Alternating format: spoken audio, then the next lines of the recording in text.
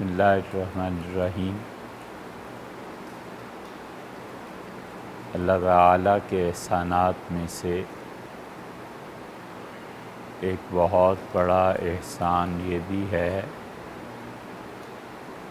کہ اس نے روزے فرض فرمائے اور یہ کہا کہ فمن شاہد منکم الشہر، تم میں سے جو آدمی بھی اس مہینے کو پائے فلیصم ہو، اسے چاہیے کہ روزہ رکھے۔ اور اللہ کے قرب کی جو راہ طے ہوتی ہے اس میں روزے کو ایک خاص شان حاصل ہے۔ وہ ایک اعتبار سے بہت نازک ہے اور ایک اعتبار سے اللہ کا قرب جو اس کے ذریعے سے ملتا ہے وہ باقی عبادات سے نہیں ملتا، اور اس کے حقوق کی ادائی کے لیے حضرت رسالت پناہ صلی اللہ علیہ وسلم نے مختلف مقامات پر لوگوں کو یہ تنبیہ کی ہے کہ وہ اس روزے کو معمولی چیز نہ سمجھیں، اور اسی لیے مثلاً یہ ارشاد فرمایا ہے کہ جو آدمی جھوٹ نہ چھوڑے والعمل بہ، اور اس جھوٹ پر عمل کرنا بھی نہ چھوڑے، فلیس للہ حاجہ، اللہ کو کوئی ضرورت نہیں ہے اس کے ایسے ناقص روزے کی۔ اور روزہ آپ کبھی غور کریں تو کل جسم سے ادا ہوتا ہے۔ آدمی کو منع کیا گیا کہ وہ روزے کی حالت میں، ویسے بھی مگر روزے کی حالت میں بہرحال اپنے آپ کو لوگوں کو ایذا اور تکلیف سے بچائے، اور روزہ رکھنے کی وجہ سے وہ کسی پہ برسے نہیں، غصے کا اظہار نہیں کرے، بھوک اور پیاس کی وجہ سے طبیعت میں جو جھنجھلاہٹ پیدا ہوتی ہے اس پہ قابو پائے، آنکھوں کی حفاظت کرے اور کانوں کی حفاظت کرے، اور ہر وہ چیز جو اللہ کی معصیت پر مبنی ہے اس سے اپنے ان اعضاء کو بچائے۔ زبان کا بھی کہا گیا کہ دیکھو زبان کو بھی سنبھال کر استعمال کرنا ہے، اور یہاں تک کہ اگر تم سے روزے کی حالت میں کوئی جھگڑے تو بجائے اس کے کہ تم اس کا کوئی جواب دو، اسے بس سادہ سی بات کہو کہ میں روزے سے۔ اس کا ایک معنی یہ بھی ہے کہ ترکی بترکی جواب دینا یہ کوئی مشکل کام نہیں ہے، لیکن روزہ خود یہ حالت مجھ سے اس بات کا تقاضا کرتی ہے کہ میں اس بےہودگی میں نہ پڑوں۔ آدمی کا حال کبھی کبھی خود اسے احساس دلاتا ہے کہ کیا کام اس کے کرنے کے قابل ہے اور کیا کام اس کے کرنے کے قابل نہیں ہے۔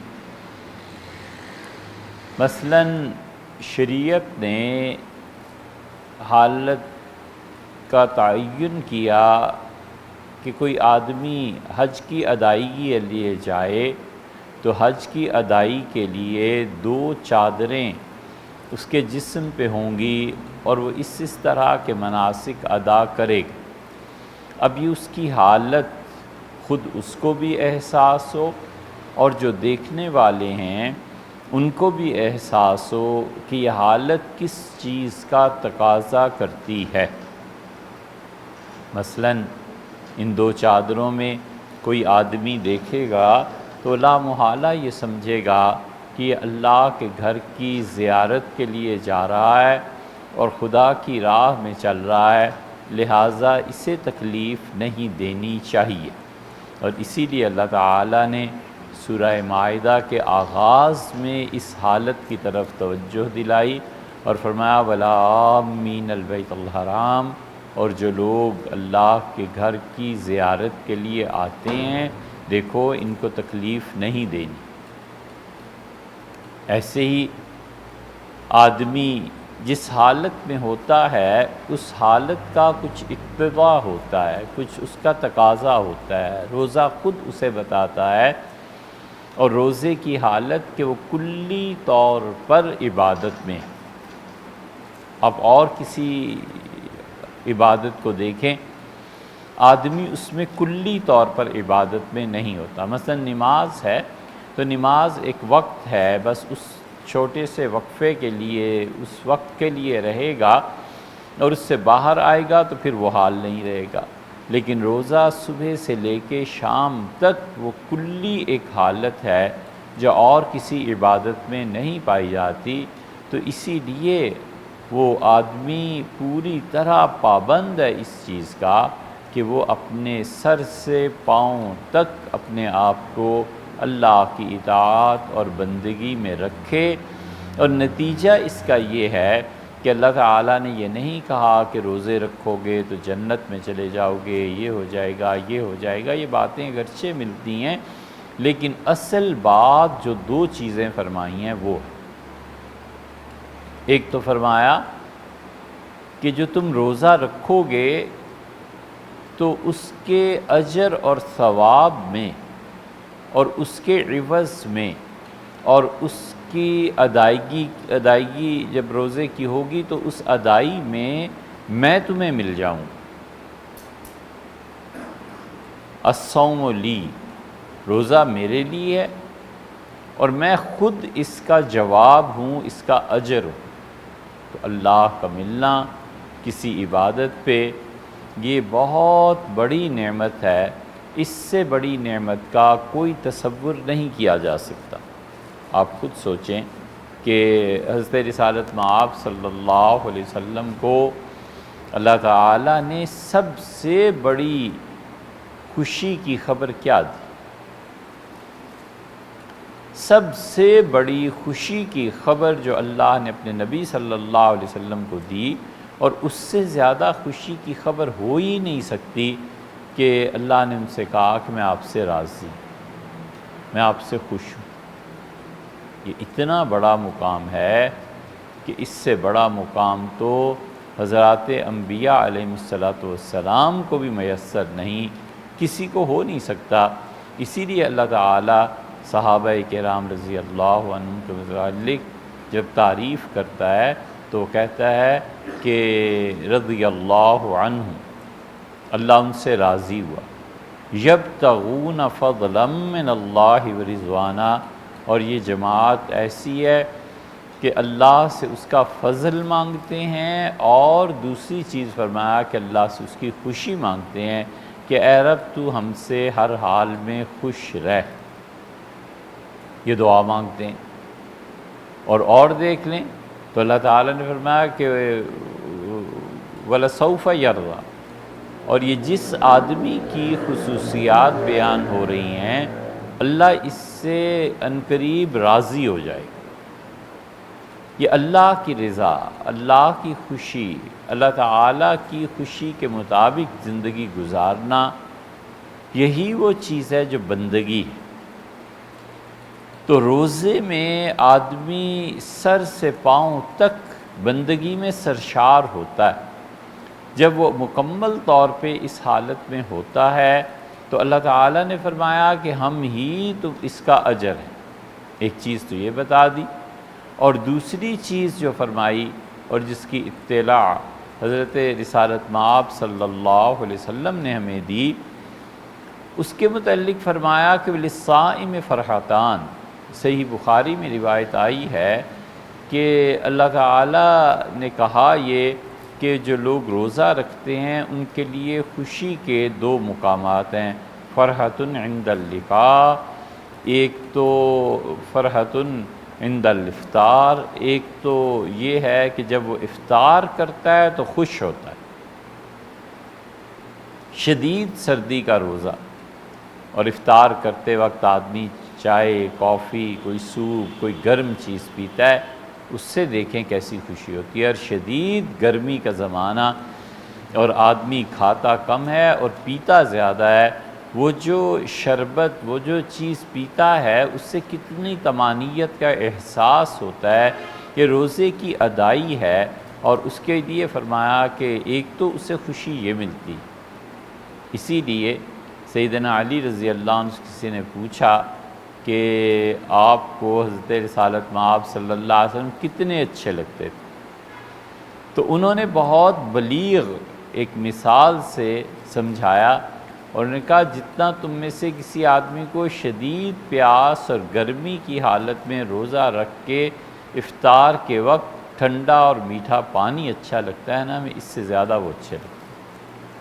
یہ انہوں نے ایک مثال دے کر سمجھایا کہ تم محبت کے اس عروج کو کیا جانو، اس کی ایک ادنا سی جھلک یہ دیکھو۔ تو اس لیے اللہ تعالیٰ نے حضرت رسالت مآب صلی اللہ علیہ وسلم سے کہا کہ دو خوشی کے مواقع ہیں، فرحۃ عند الافطار، جب وہ افطار کرتا ہے نا وہ ہے موقع اس کی خوشی کا، بہت خوش ہوتا ہے، وہ فرحۃ عند اللقاء، اور دوسرا خوشی کا موقع وہ ہے جب ہمارے ساتھ ملے گا۔ اللہ سے ملاقات بہت بڑی چیز ہے، انسان اپنی حیثیت کو سوچے اور اللہ کی ذات پاک پر غور کرے، اپنی گندگی اور اپنے گناہ، اپنے اعمال اور اپنی برائی کو دیکھے، اور پھر وہ ذات جو کل کی کل پاک اور منور ہے اس کا خیال کرے۔ تو فرمایا کہ جو روزہ رکھتا ہے عند اللقاء، جب وہ آئے گا اور ہم اس سے ملیں گے تو وہ ایک خوشی کا موقع ہے۔ اسی لیے اللہ تعالیٰ سے ملنا اور اللہ کی خوشی میں روزے کو بڑا دخل ہے، اور اسی لیے یہ جو لوگ نفلی روزے رکھتے تھے وہ جانتے تھے کہ اس کا اجر کیا ہے، اور اجر یہ ہے کہ فرمایا میں تمہارا ہو گیا، اور اجر یہ ہے کہ فرمایا فرحۃ عند اللقاء، جب تمہارے پاس آؤ گے نا وہ ملاقات اس کے عوض میں، اس کے صلے میں ہوگی کہ تم نے ہمارے لیے اپنے آپ کو بالکل پابند کر لیا تھا اور پوری اطاعت اور مجسم بندگی ہو گئی تھی، تو دیکھو ہم تم سے مل رہے ہیں۔ سیدنا عثمان رضی اللہ عنہ بہت روزے رکھتے تھے، یہ عبداللہ ابن مسعود رضی اللہ عنہ کے جو شاگرد ہیں اسود اور علقمہ، بہت روزے رکھتے تھے، اور اس کے اثر کی وجہ سے ان میں سے اسود تھے یا علقمہ تھے، اسود بڑے آدمی تھے علقمہ سے بھی رحمہم اللہ، لیکن ان کی ایک آنکھ بینائی جاتی رہی، تو جو اطباء تھے اس زمانے کے انہوں نے کہا یہ روزے جو آپ اس کثرت سے رکھتے ہیں نا گرمیوں میں، یہ اس کا اثر ہے۔ تو خیر جو بھی ہو وہ تو وہ جانتے ہوں گے، مگر وہ روزہ اتنا زیادہ اچھا لگتا تھا کیونکہ اس کا جو صلہ ملنا ہے وہ اللہ سے ملاقات ہے، اور اللہ تعالیٰ کسی سے ملے اور اللہ تعالیٰ کسی کا استقبال کرے، اور اللہ تعالیٰ اسی لیے اللہ نے فرمایا ہے کہ ہم قیامت کے دن ان سے ملیں گے نظرتم و سرورا، بڑی خوشی کے ساتھ اور بہت ہنستے مسکراتے ہوئے اپنے بندوں سے ملیں گے۔ ان بندوں میں روزے کا رکھنا اور رکھنے والے بڑا اثر ہے اس کا۔ سیدنا عثمان رضی اللہ عنہ بہت روزے رکھتے تھے، خلفائے راشدین میں سب سے زیادہ روزے رکھنے والے وہی تھے۔ پھر عبداللہ ابن مسعود رضی اللہ عنہ روزے رکھتے تھے، پھر انہوں نے شروع کیے، پھر انہوں نے زیادہ رکھنے چھوڑ دیے تھے، فرماتے تھے میں کمزور ہو جاتا ہوں، اگر روزے زیادہ رکھ لوں تو جسمانی طاقت پھر نہیں رہتی کہ میں نماز اچھی طرح ادا کر سکوں، تو میں نماز زیادہ پڑھتا ہوں، روزے کم رکھتا ہوں۔ بہرحال نماز کا بھی ایک مقام ہے، روزے کا بھی ایک مقام ہے، تو وہ جو اللہ کی ملاقات ہے وَلَقَّاهُمْ، اللہ ان سے ملاقات کرے گا. کیا قرآن کریم میں آتا ہے کہ میرے بندے جنہوں نے یہ کام کیے وَلَقَّاهُمْ نَضْرَةً وَسُرُورًا، اللہ ان سے ملے گا بڑی خوشی کے ساتھ. خدا کی ملاقات ایسی چیز ہے کہ آدمی کے تصور اور اس کے قیاس سے بہت بلند و بالا. سیدنا عثمان رضی اللہ عنہ نے جس دن شہید ہونا تھا، انہوں نے عربوں کے عام معاشرت کے مطابق جیسے حضور صلی اللہ علیہ وسلم 2 چادریں ہوتی تھیں، انہوں نے بھی ایک چادر باندھ رکھی تھی. اس دن انہوں نے شلوار پہنی. تو ان کی بیوی نے کہا کہ آج کیوں لباس کو تبدیل کر رہے ہیں؟ تو کہنے لگے میں نے آج شہید ہو جانا ہے، اور اس لیے جو لوگ مجھے شہید کریں گے کہیں ایسے نہ ہو کہ میں برہنہ بھی ہو جاؤں. تو اس لیے تو نائلہ رضی اللہ عنہا حیران ہوئی سیدنا عثمان رضی اللہ عنہ کی اہلیہ، اور پوچھا کہ کیسے معلوم ہے؟ تو انہوں نے کہا کہ حضور صلی اللہ علیہ وسلم کی زیارت مجھے ہوئی خواب میں، تو میں نے رسول اللہ صلی اللہ علیہ وسلم سے شکایت کی کہ آپ کی امت نے دیکھیں میرے ساتھ کیا کیا ہے. تو رسول اللہ صلی اللہ علیہ وسلم فرمایا میں جانتا ہوں کہ ان لوگوں نے تمہارے ساتھ کیا کیا ہے، اور عثمان آج تم سب تکالیف سے پریشانیوں سے نجات پا جاؤ گے، اور میں ہوں اور یہ تمہارے 2 پیش رو ہیں، یعنی ابوبکر اور عمر رضی اللہ عنہما کے متعلق کہا، اور فرمایا کہ تم روزہ ہمارے پاس افطار کر لینا، تو جنت پہ ہم تمہارا انتظار کریں گے. وہ اس دن بھی روزے سے. تو اتنا غالب تھا ان بزرگوں. بہت سے اور واقعات آپ کو ایسے ملیں گے جو سارا سال 5 دن کے علاوہ روزہ چھوڑتے ہی نہیں تھے. ایسے بھی تھے جو حضور اقدس صلی اللہ علیہ وسلم نے انہیں کہا تھا، عبداللہ بن عمر بن العاص کو، اور عبداللہ بڑے آدمی تھے، یہ رہے ہیں اپنے والد کے ساتھ، اور طرفدار تھے سیدنا علی رضی اللہ عنہ.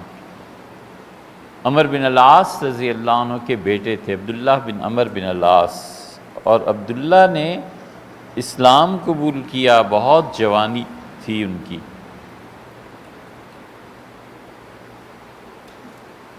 اور پھر روزانہ روزہ رکھتے تھے. اور عمر بن العاص رضی اللہ عنہ نے شکایت کی حضور صلی اللہ علیہ وسلم سے کہ اس لڑکے کو دنیا میں جو ضروری کام ہیں اس سے بھی کوئی رغبت نہیں رہی. تو رسول اللہ صلی اللہ علیہ وسلم نے طلب فرمایا. پھر لمبی حدیث ہے بخاری شریف کی، کئی مرتبہ آئی بیان میں، اس میں آتا ہے کہ آپ نے فرمایا اپنے والد کی اطاعت کرنا. تو وہ کھڑے ہوئے تھے سیدنا معاویہ رضی اللہ عنہ کے پرچم تلے، اور کوئی بھی آ کے پوچھتا تھا کہ عبداللہ آپ بتائیں حق کہاں ہے، تو کہتے تھے سیدنا علی رضی اللہ عنہ کے ساتھ. تو حضرت معاویہ رضی اللہ عنہ کو برا لگا. انہوں نے کہا ہماری فوج میں کھڑا ہو کے اور حق ہمارے مخالفین کی طرف سمجھ کے لوگوں کو ادھر بھیج رہا ہے، تمہارا بیٹا کیا کر رہا ہے؟ تو عمر بن العاص رضی اللہ عنہ آئے اور انہوں نے آ کر کہا بیٹے یہ کیا حرکت ہے؟ تو انہوں نے کہا اس لیے کھڑا ہوں کہ آپ ادھر ہیں. رسول اللہ صلی اللہ علیہ وسلم فرمایا تھا نا کہ آپ کی اطاعت کروں، تو میں ان کے کہنے کی وجہ سے آپ کے ساتھ یہاں کھڑا ہوں، اور جہاں تک مسئلے کا تعلق ہے تو حق ادھر ہے. اور بہت بہت پڑھے لکھے تھے. حضرت ابو ہریرہ رضی اللہ عنہ حدیث میں ان سے بڑھ گئے تھے، لیکن ابو ہریرہ رضی اللہ عنہ خود کہتے تھے کہ اس نے لکھا نہیں، اگر وہ لکھتا تو ہم اس سے پیچھے رہ جاتے، اور میں نے لکھ لیا. تو عبداللہ رضی اللہ عنہ نے وفات سے پہلے کہا کہ جو چیز زندگی میں اے رب تو جانتا ہے کہ زندگی جس وجہ سے محبوب تھی وہ یہ کہ سردیوں کی طویل راتوں میں تیری عبادت کرتا رہوں، کھڑا رہوں، اور گرمیوں کی طویل دوپہروں میں تیرے لیے روزہ رکھوں. اس لیے روزہ پورے جسم انسانی پر پابندی لگاتا ہے. تو جب ایک آدمی پورے جسم پر پابندی لگا کر خواہشات پر ایک خاص وقت 24 گھنٹوں میں سے بڑا حصہ اس میں گزارتا ہے، تو اللہ نے بھی کوئی کمی نہیں چھوڑی. فرمایا تم میرے لیے یہ ادائی کر رہے ہو روزے کی، تو ٹھیک ہے، اس کے عوض میں تمہارا ہوں. تو اس لیے یہ لوگ بہت روزے رکھنے والے تھے. یہ روزانہ روزہ رکھتے تھے عبداللہ. تو رسول اللہ صلی اللہ علیہ وسلم نے ان سے پوچھا تو انہوں نے بتایا کہ اللہ کے رسول جتنا قرآن آپ پہ نازل ہوا ہے یہ رات کو کھڑے ہو کے پڑھ لیتا ہوں اور روزانہ روزہ رکھتا ہوں. تو آپ نے فرمایا عبداللہ ایسے نہیں کرتے، ایسے کرو کہ تم 3 روزے رکھ لیا کرو مہینے میں، اور ہر نیکی کا اجر چونکہ 10 گنا ہے تو لہٰذا 3 کا مطلب یہ ہوا کہ 30 روزے ہو گئے. اور فرمایا کہ ایام بیض میں، ایام بیض کا مطلب یہ ہے کہ وہ راتیں، وہ دن جو روشنی میں تقریباً برابر ہوتے ہیں. یعنی چاند جب 13 کا ہوتا ہے، 14 کا ہوتا ہے اور 15 کا، تو یہ 3 دن اللہ کی عبادت کے لیے، 3 راتیں، یعنی ان میں خدا کی عبادت کرو. ان میں دن کو بھی روشنی ہوتی ہے، رات کو بھی روشنی ہوتی ہے. تو عرب انہیں ایام بیض کہا کرتے تھے، یعنی روشن دن اور روشن راتیں. فرمایا یہ 3 روزے رکھ لو. تو انہوں نے کہا کہ عتیق و علی ذالک، اللہ کے رسول اس سے زیادہ کر دیں، مجھ میں اللہ نے صحت دی ہے، قوت دی ہے. عمر بن العاص اور ان کے یہ بیٹے عبداللہ، ان کی عمروں میں کل 11 سال کا فرق تھا. 10 سال کے تھے شادی ہو گئی عمر بن العاص رضی اللہ عنہ کی، تو یہ بیٹا ان سے 11 سال چھوٹا تھا. کہ اللہ کے رسول بہت طاقت اللہ نے دی ہے، زیادہ کر دیں. آپ نے فرمایا اچھا پھر اس طرح کرو کہ تم ہفتے میں 2 روزے رکھ لو، ایک پیر کو، ایک جمعرات. فرمایا کہ یہ 2 دن ایسے ہیں جب لوگوں کے ہفتہ بھر کے اعمال اللہ کے سامنے پیش ہوتے ہیں، اور کوئی پتہ تو چلے گا نہیں کہ کس وقت. مطلب یہ تھا کہ اعمال پیش ہوں، تو میں روزہ رکھتا ہوں تاکہ میں اللہ کی عبادت میں ہی ہوں جب میرے اعمال خدا کے سامنے پیش کیے جائیں. یہ کر لیں. میں نے عرض کیا اللہ کے رسول یہ تو تھوڑے ہیں، اس سے زیادہ کر لیں. آپ نے فرمایا اچھا پھر اس طرح کریں کہ پیر اور جمعرات. اور فرمایا اچھا پھر اس طرح کر لو کہ اللہ کے نبی حضرت داؤد علیہ السلام جیسے روزے رکھتے تھے ویسے رکھ لو. حضرت داؤد علیہ السلام خدا کے ان جلیل القدر بندوں میں سے تھے جن کی عبادت کی تعریف خود اللہ نے کی ہے. بہت عبادت گزار. حضور اقدس صلی اللہ علیہ وسلم نے بھی ایک جگہ فرمایا کہ عابد، اللہ کا سب سے زیادہ عبادت گزار بندہ حضرت داؤد علیہ السلام. یہ یہودیوں کو آپ دیکھیں اب بھی اتنے طویل روزے رکھتے ہیں کہ اتنا طویل روزہ ہمارے یہاں نہیں، ہو بھی نہیں سکتا، اور منع بھی کیا ہے شریعت نے. مثلا ایک دن شروع کریں گے، اگلے دن غروب آفتاب کے وقت تک روزہ ہی رہے گا، دن کو بھی اور رات کو.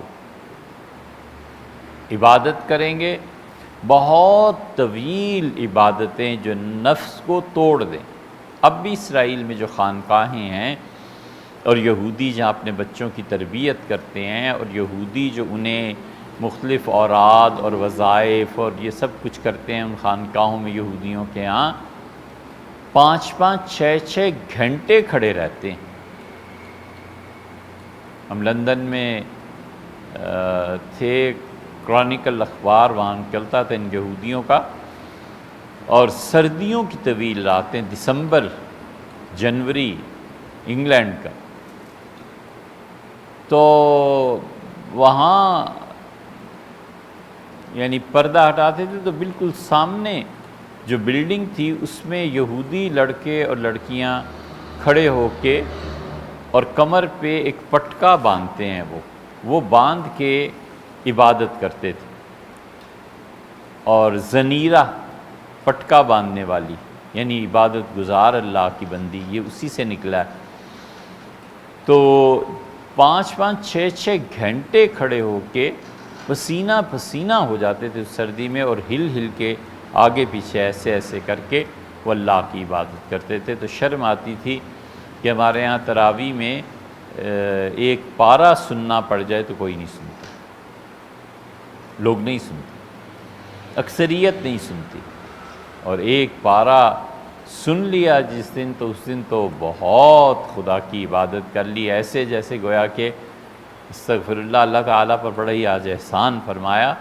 تو یہ جن کو پر لعنتیں بھیجتے ہیں نا یہودیوں پہ، ان میں پوری پوری جماعت ایسی ہے اب تک وہ توراہ پڑھتے ہیں اور عبادت کرتے ہیں۔ قرآن میں بھی آیا ہے سورہ آل عمران میں، اللہ تعالیٰ نے فرمایا یتلون کتاب اللہ، اور یہودیوں میں اب بھی تمہیں ایسے لوگ ملیں گے جو خدا کی کتاب کو پڑھتے ہیں، تو وہ عبادت بھی اتنی طویل کرتے۔ تو فرمایا کہ عبداللہ اس طرح کر لیں، اب حضرت داؤد علیہ السلام جیسا روزہ رکھ لیں۔ تو دریافت کیا، عرض کیا کہ وہ روزہ کیا تھا؟ فرمایا داؤد علیہ السلام ایک دن روزہ رکھتے تھے، ایک دن چھوڑ دیتے تھے، بہت مشکل۔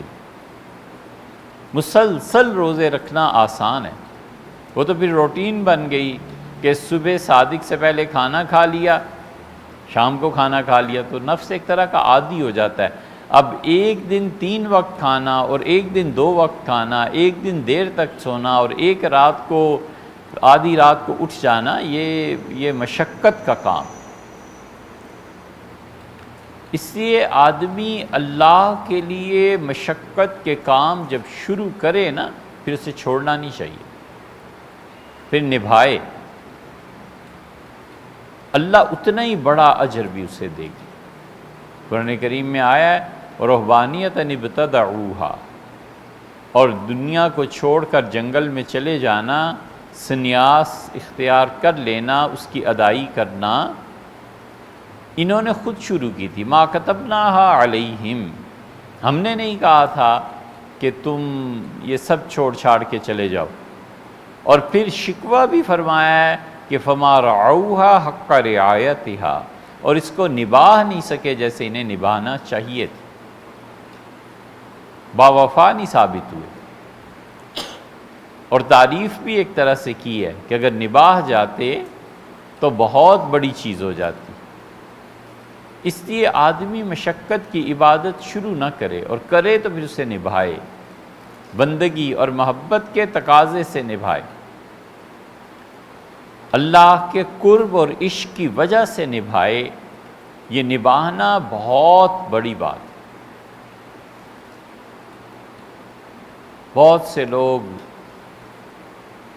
اللہ تعالیٰ کی چیزوں کی شکایت کرتے ہیں، یہ مصیبت ہو گئی، یہ چیز آ گئی، یہ تکلیف آ گئی۔ ایک صاحب بہت ہی زیادہ اللہ تعالیٰ سے انہیں شکوہ اور شکایت تھی، تو بہت پریشان، کہنے لگے کیا کروں؟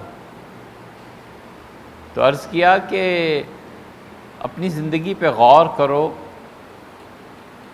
تو جتنا کچھ اللہ کی طرف سے تمہیں بقول تمہارے تکلیف آئی ہے، اس سے کئی گنا زیادہ اللہ کی نافرمانی کے تحفے تم نے بھی تو بھیجے ہوں گے کہ نہیں بھیجے؟ زیادہ کیا ہے؟ کہنے کہ میری نافرمانی۔ تو عرض کیا کہ اللہ بھی تو آخر نبھا ہی رہا ہے نا اتنے عرصے سے، تو تم بھی چند دن نبھا لو۔ جو کچھ بھیجا ہے اس پہ اگر گرفت فرما لیتے تو پھر کیا ہوتا؟ تو بھی تو درگزر کر ہی رہے ہیں، تم بھی بندگی میں رہو۔ یہ چیز تو داؤد علیہ السلام ایک دن روزہ رکھتے تھے، ایک دن چھوڑ دیتے تھے، اتنے عبادت گزار تھے کہ اللہ نے ان کو وقت میں برکت دے دی تھی۔ یہ جو ٹائم ہے نا، یہ انسان کیا اس پوری کائنات کو فنا کرنے کے لیے اللہ تعالیٰ نے 2 شاہکار چیزیں پیدا کی اس کائنات میں۔ ایک ہے اللہ کا علم، اور ایک ہے اس کی قدرت۔ علم اور قدرت کے اجتماع سے حکمت پیدا ہوتی ہے، اور علم جب ظہور ہوتا ہے اس کا، تو ظہور ابھی خلق تک نہیں پہنچتا تو کلمہ بنتا ہے۔ یہ کلمہ جو ہے نا، یہ اس پہ سب سے غالباً اچھا کلام ابن عربی رحمۃ اللہ علیہ نے کیا۔ فص آدم، آدم علیہ السلام کا کلمہ کیا تھا؟ موسیٰ علیہ السلام کا۔ آدم سے مراد سیدنا آدم علیہ السلام ہی نہیں ہے، پوری جو کائنات خدا نے بنائی تو جو پہلی حرکت باری تعالیٰ کی طرف سے ہوئی اس کا نام وقت ہے، وہ ٹائم ہے۔ ٹائم پیدا ہوا اور اس کے بعد شاہکار اللہ نے اپنی مخلوق میں بنایا تو انسان، بیسٹ پاسبل کریشن یہ انسان، اور دونوں کو دو پولز پہ لگا دیا۔ اس کو سکھایا کہ تم جد و جہد کرو گے، جو چیزیں ہم نے پیدا کی ہیں، جو کائنات ہے، اس کو فنا کرنا ہے، ختم کرنا ہے، مٹا دینا ہے۔ ٹائم شروع ہو گیا اور اس کا انجام بھی ہو جائے گا۔ مثلاً انسان اس کی زد میں آ گیا، ہاتھی کی عمر زیادہ ہوتی ہے تو ایک دن تو وہ بھی مر جائے گا۔ پھر پہاڑ ہیں، توڑ پھوڑ کا شکار ہیں، پانی ہے، خشک ہو جاتا ہے، ایک لمحے کی زندگی ہوتی ہے، ایک دن کی زندگی ہوتی ہے، لاروا ہے، یہ چیزیں ہیں، کیا کیا باٹنی اور زالوجی میں پڑھاتے ہیں۔ یہ سب زندگی کا ظہور اور زندگی کا عدم ہے، اور انسان دو عدموں کے درمیان ہے۔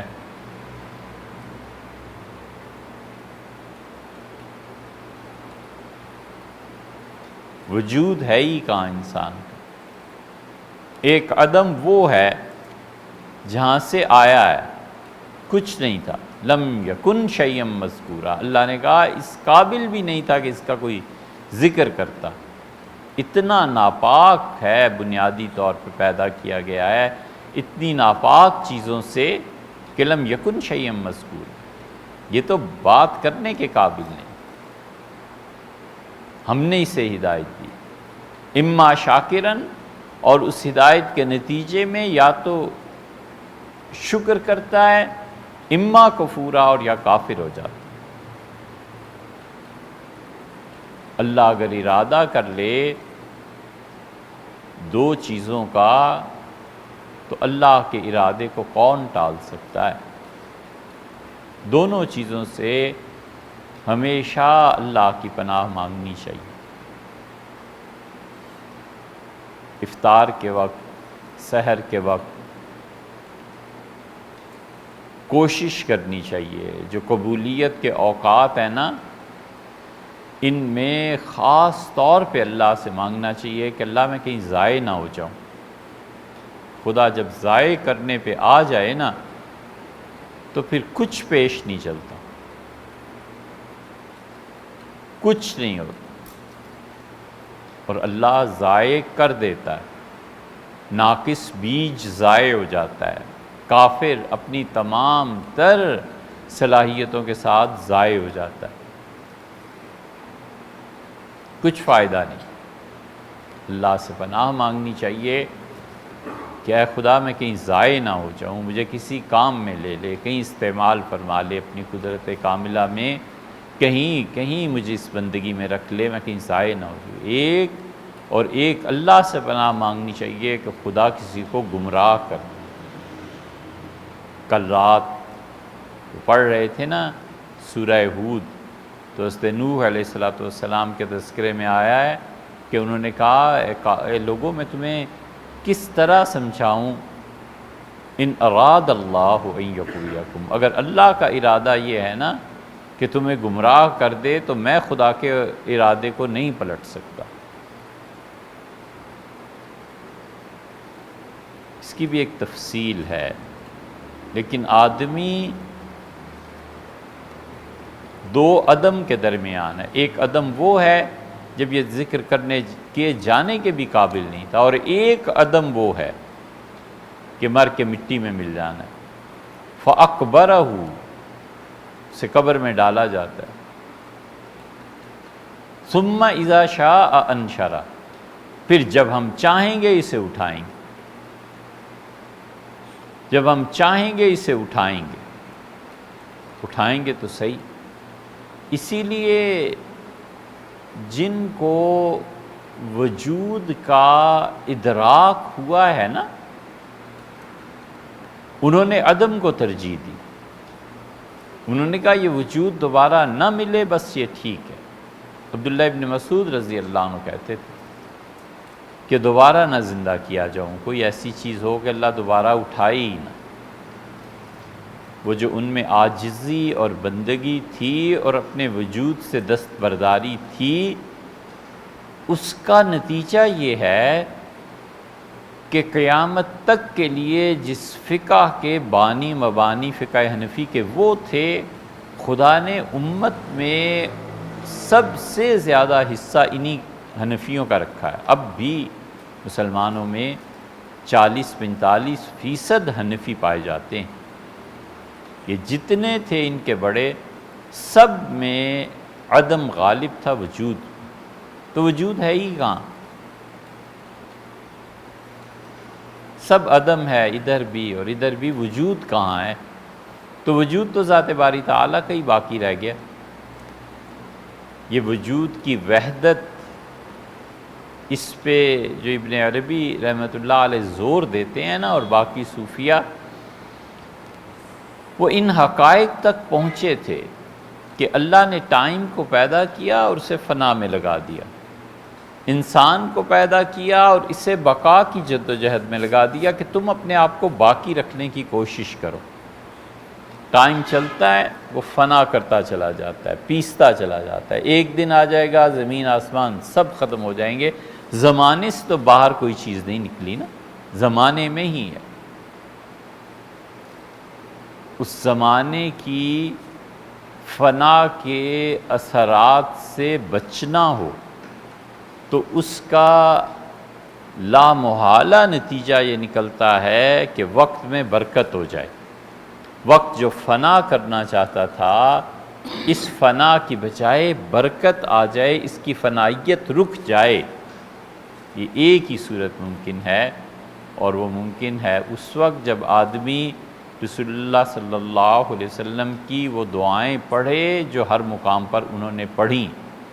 اس کے اتنے زبردست اثرات ہوتے ہیں کہ ٹائم کے فنا کرنے کی صلاحیت ہٹ جاتی۔ سوتے ہوئے یہ پڑھا، اٹھے تو یہ پڑھا، کھانا کھانے بیٹھے تو یہ پڑھا، کھا کے اٹھے تو یہ پڑھا، مہمان تھے تو یہ وغیرہ، جتنی دعائیں آتی ہیں نا، یہ جو لوگ بچوں کو دعائیں یاد کراتے ہیں اور بچے جو پڑھتے رہتے ہیں اور بعض بڑے بھی، وہ اصل میں اس کی افادیت ظاہر ہوتی ہے جب ٹائم کا پروسیس وہ روک دیتا ہے، پھر خدا اسے برکت دیتا ہے۔ پھر خدا اسے برکت کیسے دیتا ہے؟ اس کی تعلیمات مدتوں قائم رہتی ہیں، اس کے فتوے کب تک قائم رہتے ہیں، اس کی تصنیفات، لوگ اس سے فائدہ اٹھاتے ہیں۔ ایک ایک کتاب لاکھوں آدمیوں کو بدل دیتی ہے۔ آپ کو اتفاق ہو یا اختلاف ہو، وہ اپنی جگہ پہ الگ بات ہے، فقہی مسائل اپنی جگہ پہ، لیکن یہ ایک کتاب جو شیخ نے لکھی تبلیغی نصاب، اس ایک کتاب نے لاکھوں آدمیوں کی زندگی کو تبدیل کر دیا۔ تبلیغ میں جا کے لوگ لگے اور لاکھوں آدمیوں میں تبدیلی آئی۔ وہ وجہ یہ ہے کہ وقت کی فنا کی جو صلاحیت تھی، ان دعاؤں نے روک دیا اسے، اور اس ایک ہستی سے اللہ نے اتنا کہا۔ حضرت شیخ عبدالقادر جیلانی رحمۃ اللہ علیہ کو دیکھیں، ان کی چیزیں پڑھیں تو انہوں نے برملا اس بات کا اظہار کیا ہے کہ میں وقت کی فنا سے بلند تر اللہ نے مجھے اٹھا لیا۔ حضرت مجدد رحمۃ اللہ نے لکھا ہے مکتوبات میں کہ میں نے اللہ تعالیٰ سے دعا مانگی تھی کہ مجھے وہ مقام اپنے قرب کا دیں جو آپ نے شیخ عبدالقادر جیلانی رحمۃ اللہ علیہ کو دیا تھا۔ تو پھر مجھے ایک دن کہا گیا کہ تم اس مقام پہ پہنچ گئے ہو، ہم نے عطا فرمایا۔ یہ اللہ کی عطا ایسے ہی ہوتی ہے۔ لوگوں کو اس پہ بڑا اشکال ہوتا ہے کہ یہ کیا ہوتا ہے، یہ مقامات کیسے ملتے ہیں۔ حدیث میں بھی تو آیا ہے، اب وہاں کیا کرنا ہے؟ رسول اللہ صلی اللہ علیہ وسلم ہست مہدی اپنے ظہور سے ایک رات پہلے تک عام آدمیوں کی طرح ہوں گے۔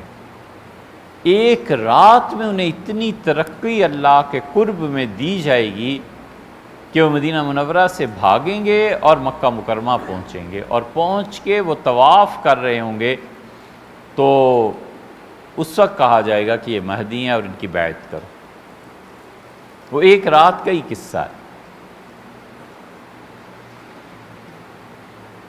کاغذ ایک لمحے میں جل کے راکھ ہو جاتا ہے، ایسی تبدیلی آتی ہے کہ دوبارہ اس سے کاغذ اب بن نہیں سکتا۔ اسی طرح اللہ کی تجلیات کا جو ظہور ہوتا ہے نا، وہ اتنا شدید ہوتا ہے کہ آدمی وہ رہتے ہی نہیں جو پہلے تھا، وہ بالکل کایا پلٹ جاتی۔ تو اس سے داؤد علیہ السلام ان کو ٹائم ٹریولنگ تھی ان کی۔ صحیح بخاری میں آیا ہے کہ وہ اپنے نوکر سے کہتے تھے، اپنے غلام سے، کہ زین کسو اور گھوڑے کو تیار کرو، تو پھر وہ گھوڑے پر بیٹھتے تھے، ایک رکاب میں پاؤں رکھتے تھے اور دوسرے رکاب میں پاؤں رکھنے کے درمیان جو وقفہ تھا، اس میں وہ زبور پڑھ لیتے تھے۔ وہ گھوڑے پہ بیٹھتے تھے، بس اتنی دیر میں زبور پڑھ لیتے تھے۔ یہ ٹائم میں جو وسعت دی جاتی ہے، یہ برکات ہوتی ہیں جب آدمی ان دعاؤں کو پڑھنا شروع کر دیتا ہے جو رسول اللہ صلی اللہ علیہ وسلم نے اس کو کہی ہیں، سکھائی ہیں۔ نیند نہیں آتی، یہ بہت بڑے بڑے لوگوں کو مرض ہو جاتا ہے، اور اس میں بھی اللہ کی بڑی حکمتیں ہیں۔ خالد ابن ولید رضی اللہ عنہ کو نہیں آتی تھی نیند، تو رسول اللہ صلی اللہ علیہ وسلم نے دعا سکھائی تھی کہ یہ پڑھ لیا کرو۔ ایسے ہی اٹھنے پہ، بیداری پہ یہ پڑھ لیا کرو۔ بہت چیزیں آئی ہیں حدیث میں، آپ کی نظر سے بھی ممکن ہے گزری ہوں۔ تو یہ جو ٹائم فنائیت کی طرف جاتا ہے انسان کی طرف سے، اس کا انسان بقا کے لیے جد و جہد کرتا ہے، اور یہ جو وقت میں قابو پا لیتا ہے نا، اس کے اثرات بہت گہرے ہوتے ہیں۔ تمت کلمت ربک، اور تیرے پروردگار کا کلمہ پورا ہوا۔ یہ کلمہ کیا چیز ہے؟ قرآن کریم میں آیا ہے، حضور اقدس صلی اللہ علیہ وسلم نے خندق میں وہ پتھر نہیں ٹوٹ رہا تھا، صحابہ کرام رضی اللہ عنہم آئے اور کہا اللہ کے رسول پتھر نہیں ٹوٹ رہا، اور یہ راستہ بن سکتا تھا نا، مشرکین مکہ اسی پہ پاؤں رکھ کے خندق کراس کر کے ادھر کو آ جاتے، تو گیپ بنانا ضروری تھا اتنا۔ تو آپ آئے اور آپ نے اس پتھر پہ ایک پھاوڑا مارا، اور جب مارا تو اس سے چنگاریاں نکلیں، تو آپ نے کہا کہ تمت کلمت ربک، تمہارے پروردگار کی بات پوری ہو کر رہے گی، اس کا کلمہ پورا ہو، صدقم وعدلا، سچائی کے ساتھ اور انصاف کے ساتھ۔ اور آپ نے کہا دیکھو یہ جو چنگاریاں نکلی ہیں نا، ان کی روشنی میں نے ایران کے بادشاہ کا محل دیکھا ہے، اور ٹکڑے ٹکڑے ہو گیا، تم سے لے لو۔ تو منافقین نے مذاق اڑایا، انہوں نے کہا پیٹ پہ پتھر باندھے ہوئے ہیں فاقے کی وجہ سے، اور سوج رہی ہے انہیں ایران کے محل کی۔ یہ بہت مرتبہ اللہ تعالیٰ دکھاتا ہے ایسی چیزیں کہ انسان اپنی محدود عقل سے جو اندازے لگاتا ہے، خدا کی قدرت ان اندازوں کو غلط ثابت کر دیتی۔ یہ عقل میں بڑی مصیبت ہے۔ عقل کی سب سے بڑی مصیبت اور عذاب یہ ہے کہ جتنا علم اسے چاہیے وہ ہے نہیں۔ عقل کو جتنا علم چاہیے وہ اس کے پاس نہیں ہے، اور تھوڑے علم سے کام نہیں چلتا۔ کرے کیا عقل؟ زیادہ علم ہے نہیں اور تھوڑے سے کام نہ چلے تو کرے کیا پھر وہ تخمین، اندازہ، یہ چیز، پھر وہ جب نہیں مانتی تو پھر وہ اطاعت بھی نہیں کرتی۔ تو حضرت داؤد علیہ السلام بہت خدا کی عبادت گزار بندے۔ عبداللہ رضی اللہ عنہ سے کہا کہ اچھا اس طرح کرو، ایک دن روزہ رکھ لو، ایک دن چھوڑ دیا کرو۔ انہوں نے کہا اللہ کے رسول عتیق علی ذالک، اس سے بھی بڑھا دیں، اور اب آخری درجہ ہی رہ گیا تھا کہ روز رکھ لیں۔ تو رسول اللہ صلی اللہ علیہ وسلم منع فرما دیا، فرمایا نہیں، اس سے زیادہ نہیں۔ اب آیا بڑھاپا، ساری زندگی وہ یہی کرتے رہے، ایک روزہ رکھتے تھے، ایک افطار، ایک رکھا پھر افطار کر دیا۔ اب اللہ کا قرب، اب موت، اس کی طرف چلنا، عمر کا ختم ہونا، یہ سب چیزوں کا احساس، اور یہ بھی احساس کہ پوری زندگی جس طرح روزے کیے ہیں، رکھے ہیں، اب چھوڑوں کیسے؟ تو پھر کیا کرتے تھے؟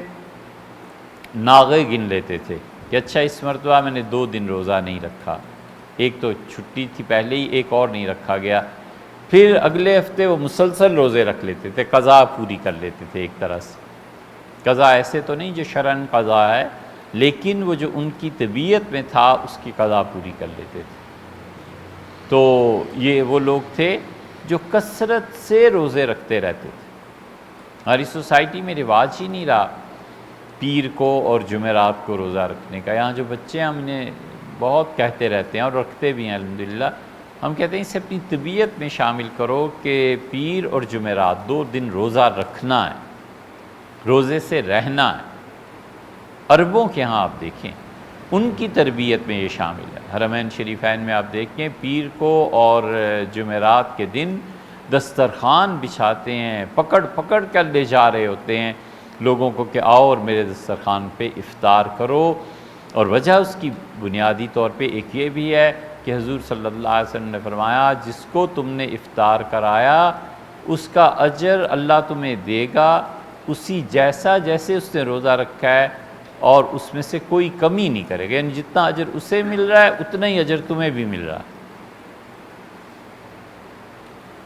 لوگوں کو اشکال پیش آتا ہے، عقل کو، اس کی مصیبت یہ ہے کہ ہمیشہ سوالات اٹھاتی ہے، ہمیشہ جستجو، اور خوبی بھی یہی ہے، علم بھی بڑھتا ہے کہ اس نے تو سارا دن بھوکا رہ کے روزہ رکھا، بھوک برداشت کی، اس کو ایک گلاس پانی اور ایک کھجور کے ٹکڑے پہ اتنا ہی ثواب کیوں دے دیا؟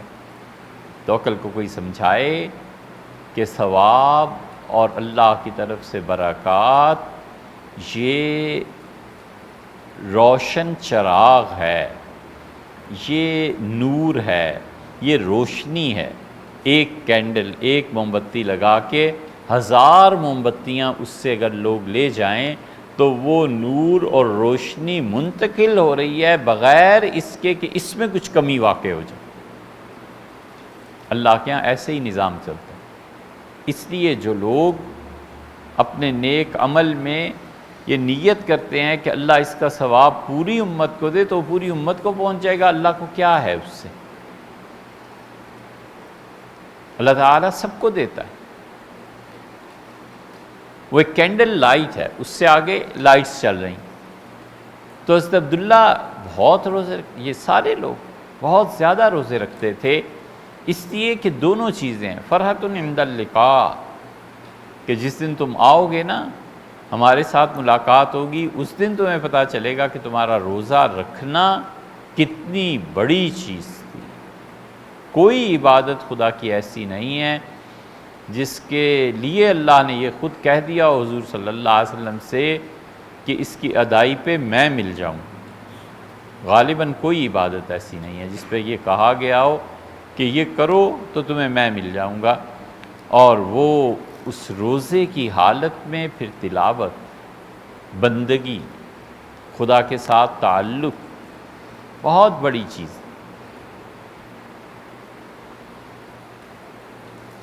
جو چیز روزے سے حاصل ہوتی ہے نا وہ تزکیہ نفس ہے، اور تزکیہ اپنے نفس کا کرنا یہ شریعت کے مقاصد میں سے ایک ہے۔ جتنے مقاصد شرعیہ متعین کیے جاتے ہیں، اس مقاصد شرعیہ کے عنوان سے جن لوگوں نے کتابیں لکھی ہیں بڑے ذہین لوگ تھے، بہت ذہین تھے، معمولی آدمی تھوڑا ہی تھے۔ شیخ الاسلام ابن تیمیہ رحمۃ اللہ علیہ، ابن قیم، شاطبی۔ ایک شاطبی وہ ہیں جو امام ہیں قرات کے، یہ نہیں، ایک دوسرے شاطبی تھے رحمہ اللہ۔ شاطبہ ایک گاؤں، ایک قصبہ تھا اسپین میں، اور اس کی نسبت سے جو علماء آئے وہ شاطبی کہلاتے تھے۔ شاطبی نے جو کچھ لکھا ہے وہ، اور اسی طرح پھر ہمارے حضرت شاہ ولی اللہ رحمۃ اللہ نے جو کچھ لکھا، شاہ ولی اللہ رحمۃ اللہ علیہ اس درجے کے آدمی تھے کہ انہوں نے ورلڈ آرڈر لکھا ہے۔ امریکنز نے ورلڈ آرڈر جاری کیا تھا۔ ورلڈ آرڈر کا مطلب یہ ہے کہ وہ امر جس کی پابندی دنیا کے ہر فرد کے لیے لازم ہے، نیریٹو، یہ ہوتا ہے ورلڈ آرڈر کا مطلب۔ ہمارے بچے ان لفظوں کو جانتے ہیں، اس کے معانی کو نہیں سمجھتے۔ ورلڈ آرڈر ہے کہ جنسی امتیازات ختم کیے جائیں۔ امریکہ نے کہا ورلڈ آرڈر ہے کہ عورت اور مرد برابر گنے جائیں گے۔ ورلڈ آرڈر ہے کہ کالے اور گورے کی تمیز مٹا دی جائے۔ دنیا کے ہر فرد پر اس کی اطاعت ضروری ہے، اور جو قوم، جو ملک ان چیزوں کو نہیں مانے گا ہم اسے ختم کر دیں گے۔ اسی لیے بڑے واضح، بڑے صاف اپنے عزائم میں ہلری کلنٹن نے کہا کہ ہم دنیا میں ہر اس نظام کو ختم کریں گے جہاں عورتوں کی گواہی آدھی اور وراثت میں گہرا حصہ ملتا ہے۔ ورلڈ آرڈر، ہم نے دنیا میں ہر اس سسٹم سے ٹکرانا ہے۔ اسلام کا بھی ورلڈ آرڈر تھا، اور وہ ورلڈ آرڈر یہ تھا کہ دنیا کے تمام نظام جو وحی سے بغاوت کرتے ہیں وہ تمام نظام یا تو ختم کیے جائیں، یا یہ کہ ان نظاموں کے حاملین ہماری طاقت اور غلبے سے نیچے رہیں گے۔ یہ ہے جہاد، بس یہ ہے ساری چیز، کہ وہی ورلڈ آرڈر ہے۔ جو لوگ اسے نہیں مانتے وہ یا تو اسے مانیں، نہیں مانتے تو پھر وہ ہمارے نیچے رہیں گے۔ ان کو یہ حیثیت نہیں دی جا سکتی کہ وحی کے نظام کو ختم کر دیں۔ اسی لیے یہ جو لوگ کہتے ہیں نا کہ یہ لوگ کیوں اٹھے، کیوں گئے ایران، سارے لوگ آرام سے زندگیاں بسر کر رہے تھے، بھی تمہیں کیا پڑی تھی جانے کی؟ خلافت راشدہ میں کیوں توسیع ہوئی؟ افریقہ میں کیوں مسلمان چلے گئے؟ مشرق و مغرب کو بالکل ہلچل مچا دی۔ یہ وہ ورلڈ آرڈر تھا۔ اس ورلڈ آرڈر میں یہ بات شامل تھی کہ رشتوں کے، یہ اس کی مثال ہے کہ رشتوں کے تقدس کو بحال رکھا جائے گا۔ ماں ماں ہے، بیٹا بیٹا ہے، شوہر اور بیوی ہیں، بہن اور بھائی ہیں، ان رشتوں میں جو پاکیزگی پائی جاتی ہے اس کو قائم رکھا جائے گا۔ یہ ورلڈ آرڈر تھا۔ سیدنا عمر رضی اللہ عنہ کو پتہ چلا کہ ایران میں بہن بھائیوں کی شادیاں ہوتی ہیں، تو انہوں نے حضرت سعد رضی اللہ عنہ کو خط لکھا کہ سعد ان سے غافل نہ ہو جانا، انہیں کہو اس رسم کو ختم کریں، اور اگر یہ نہ مانے تو ان کے ساتھ لڑائی کرنی ہے، پھر جہاد کرنا ہے۔ یہ ورلڈ آرڈر نے تقدس دیا تھا نا، اس کو نافذ کرنا۔ ورلڈ آرڈر نے بتایا تھا کہ ہر وہ چیز جو انسانی عقل کو زائل کرتی ہے اس چیز پہ پابندی لگنی۔ ہم انسانوں کی عقل کو زائل نہیں ہونے دیں گے۔ اسلام نے بنیادی طور پہ جو ورلڈ آرڈر دنیا کو دیا تھا، اس نے کہا تھا کہ ہر آدمی کی عقل کی حفاظت کی جائے گی، ہر آدمی کے نسب کی حفاظت کی جائے گی، ہر آدمی کی عزت کی حفاظت کی جائے گی۔ 5 چیزیں اسلام نے کہا یہ ورلڈ آرڈر ہے، جو نہیں مانتا یا تو پھر ہمارے نیچے رہے گا، اور اگر وہ مان گیا تو بس ٹھیک ہے، پھر ہم بھی اسے مانتے۔ اس میں سے بنیادی چیز یہ تھی کہ نسب ہر آدمی کا محفوظ ہونا چاہیے۔ یہ کوئی طریقہ نہیں ہے کہ کسی کے باپ کا پتہ نہ چلے، اور یہاں ورلڈ آرڈر ہی ہے کہ اگر دونوں آپس میں رضامند ہیں تو جبر نہیں ہونا چاہیے، باقی جو مرضی کرو۔ یہ ورلڈ آرڈر جو تھا، یہ اس بدبخت نے قانون میں ترمیم کر کے، مشرف نے اس کی راہ ہموار کی۔ اب بھی قانون دیکھ لو پاکستان میں کیا بنا ہے۔ یہ جو تھا بدبخت جھوٹا مشرف، اس نے یہ ساری تدبیریں کھولی۔ اسے نہیں پتا تھا کہ اس نے، کہ شعور نہیں ہوگا، ویسے بھی بے وقوف تو ہے ہی، جتنی بھی گالیاں دیں اتنی ہی کم۔ اس نے وہ تباہی مچائی کہ وہ ورلڈ آرڈر کی پیروی میں آپس کی رضامندی سے ہر چیز جائز قرار دے۔ یہ ورلڈ آرڈرز ہوتے ہیں۔ اس لیے امریکن ورلڈ آرڈر بھی تھا، وہ انہوں نے دنیا میں نافذ کرنا ہے، وہ اپنے لیے محنت کر رہے ہیں، کام کر رہے ہیں۔ اس لیے وہی جب آئی ہے تو اس نے کہا کہ اپنے پروردگار کی عبادت کے لیے لوگوں کو بلاؤ اور لوگوں کو بتاؤ کہ اصل زندگی کیا ہے۔ حضرت معاذ بن جبل رضی اللہ عنہ سے پوچھا تھا۔ معاذ حضور صلی اللہ علیہ وسلم کو بڑا تعلق خاطر تھا ان سے۔ یہ واحد آدمی ہیں معاذ رضی اللہ عنہ جن کے ہاتھ رسول اللہ صلی اللہ علیہ وسلم نے چومے۔ وہ ایک دن آئے مسجد نبوی میں، ہاتھ ملایا تو آپ نے کہا معاذ کیا بات ہے، تمہارے ہاتھ کھردرے ہوتے جا رہے ہیں، نرمی ملائمت یعنی مراد تھی ختم ہو رہی ہے۔ انہوں نے کہا اللہ کے رسول زمین میں ہل چلاتا ہوں، روٹی رزق اس کے لیے۔ تو رسول اللہ صلی اللہ علیہ وسلم کے ہاتھ پلٹا کے چومے اور فرمایا کہ ایسی ہتھیلی ہیں جن سے اللہ محبت کرتا ہے، یہ کاشتکار ہے نا، اسی لیے فرمایا کہ اللہ کے رزق کو زمین کی گہرائیوں میں تلاش کرو، زراعت۔ معاذ رضی اللہ عنہ سے ایک ان کے برابر کا کمانڈر تھا کافروں کا، اس سے کہا تمہیں پڑی کیا ہے آخر، کیوں آئے ہو؟ تم اچھے خاصے رہ رہے ہو اپنے ملک میں، ہم اپنے ملک میں رہ رہے ہیں، تم اپنا کام کرو ہم اپنا کام کریں۔ ان کا میں نہیں آیا، اللہ ابتعثنا، اللہ نے بھیجا ہے، میں خود کہاں آیا ہوں؟ اس نے کہا ہے کہ یہ نظام چلے گا، تو اس کے نظام کے نفاذ کے لیے آئے ہیں، میں خود سے نہیں آیا۔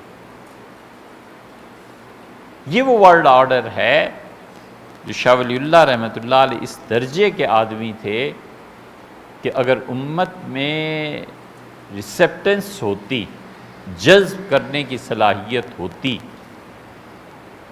اور امت میں کوئی رمق باقی رہ گئی ہوتی، تو شاہ ولی اللہ رحمۃ اللہ علیہ نے ورلڈ آرڈر مرتب کیا ہے۔ ان کی حکمتیں، ان کی کتابوں کو پڑھیں تو پتہ چلتا ہے۔ یہ شبلی جیسے آدمی نے لکھا ہے، حالانکہ وہ خود کتنے زیرک اور دانا تھے۔ شبلی نے لکھا ہے کہ حیرت ہوتی ہے کہ دلی میں ایسا آدمی پیدا کہاں سے ہوگی، یہ سوچ، یہ فکر۔ اصل چیز انسان کو جو بدلتی ہے یا تباہ کرتی ہے وہ سوچ ہے، فکر ہے۔ آدمی سب کچھ وہی ہے جو سوچتا ہے۔ مغرور آدمی سوچتا رہتا ہے نا، میں ایسا، میری طاقت ایسی، تو دیکھو اس کی آہستہ آہستہ چال تک بدل جاتی، اس میں سے بھی غرور ٹپکتا ہے۔ اور عاجز آدمی اللہ کے معاملے میں سوچتا رہتا ہے کہ میں کچھ نہیں، میرا وجود کچھ نہیں۔ تو ایک دن اتنا غلبہ اس فنائیت کا ہوتا ہے کہ لوگ دیکھ کے پہچان جاتے ہیں کہ یہ کہاں سے آ رہا ہے. یہ دیکھو عاجز، یہ دیکھو کس طرح جب بات ہوتی ہے تو پتہ چلتا ہے کہ یہ آدمی کس بلندی پہ فائز. یہ چیزیں ہوتی ہیں. شاہ ولی اللہ رحمۃ اللہ علیہ پچھلے 300 سال میں اگر کسی پہ عالم دین ہونے کی شرائط پوری اترتی ہیں تو یہ واحد ہستی. باقی ہر جگہ کچھ نہ کچھ جھول ہے. شاہ صاحب رحمۃ اللہ علیہ اتنے بڑے آدمی تھے، اسی لیے انہوں نے کہا کیا عمر ہوگی ان کی، 20-22 سال کے ہوں گے. وہ کہتے تھے میں جب روضہ مبارک پہ حاضر ہوا تو حضور اقدس صلی اللہ علیہ وسلم کی روح مبارکہ میرا استقبال انہوں نے کیا، مجھ سے ملے اور مجھ سے فرمایا کہ ہم تمہیں زمانے کا امام مقرر کر رہے ہیں. مجھ سے فرمایا کہ آئندہ میری امت وہ تم سے فائدہ اٹھائے گی، آئندہ آنے والے ٹائم کی امامت میں تمہیں دے رہا.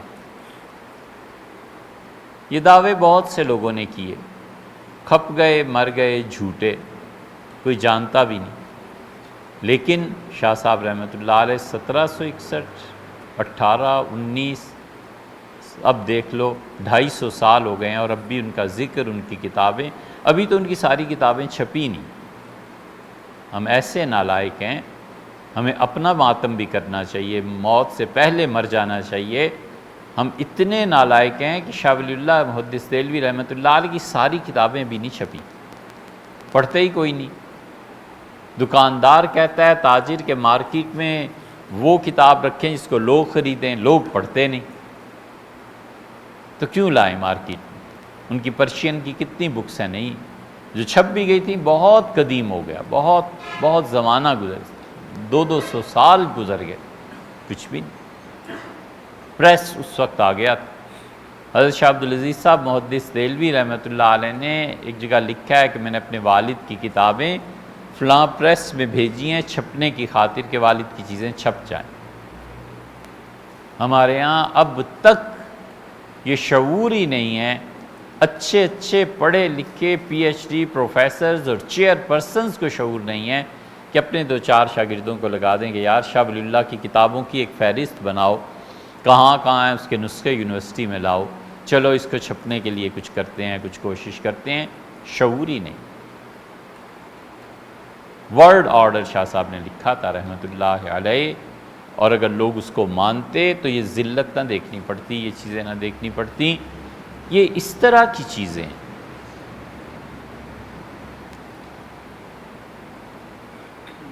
دعوت رہی ان کی ہمیشہ قرآن کی طرف، اللہ کے دین کی طرف. اس لیے شریعت جو آرڈرز دیتی ہے وحی کے ذریعے، وہ کہتی ہے کہ کل مخلوق کے لیے.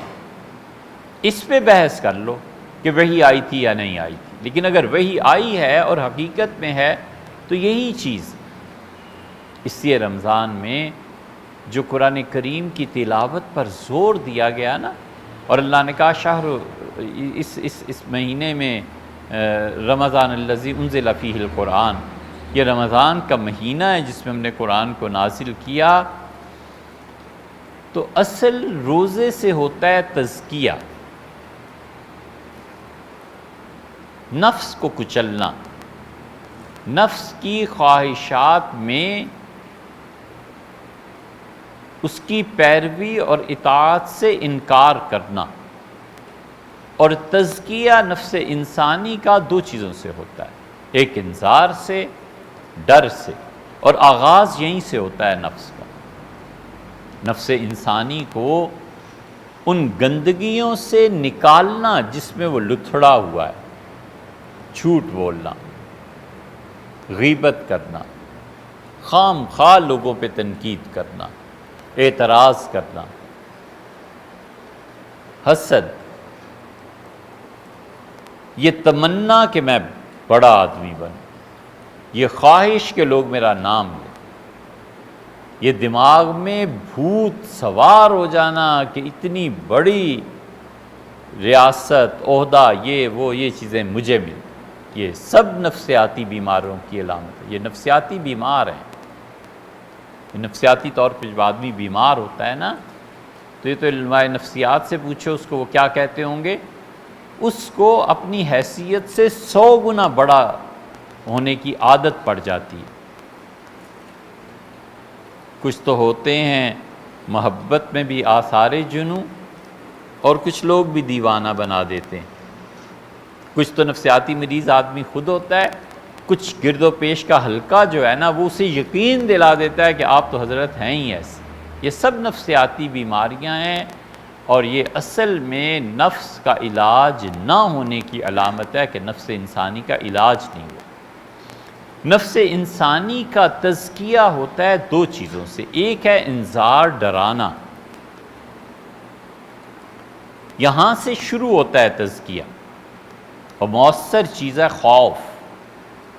نہیں کرو گے پٹائی ہوگی، یہ بات نہیں مانو گے جلائے جاؤ گے، یہ بات نہیں ہوگی خدا کا عذاب آئے گا۔ حضور اقدس صلی اللہ علیہ وسلم نے اسی لیے عہدوں کی تمناؤں سے منع فرمایا۔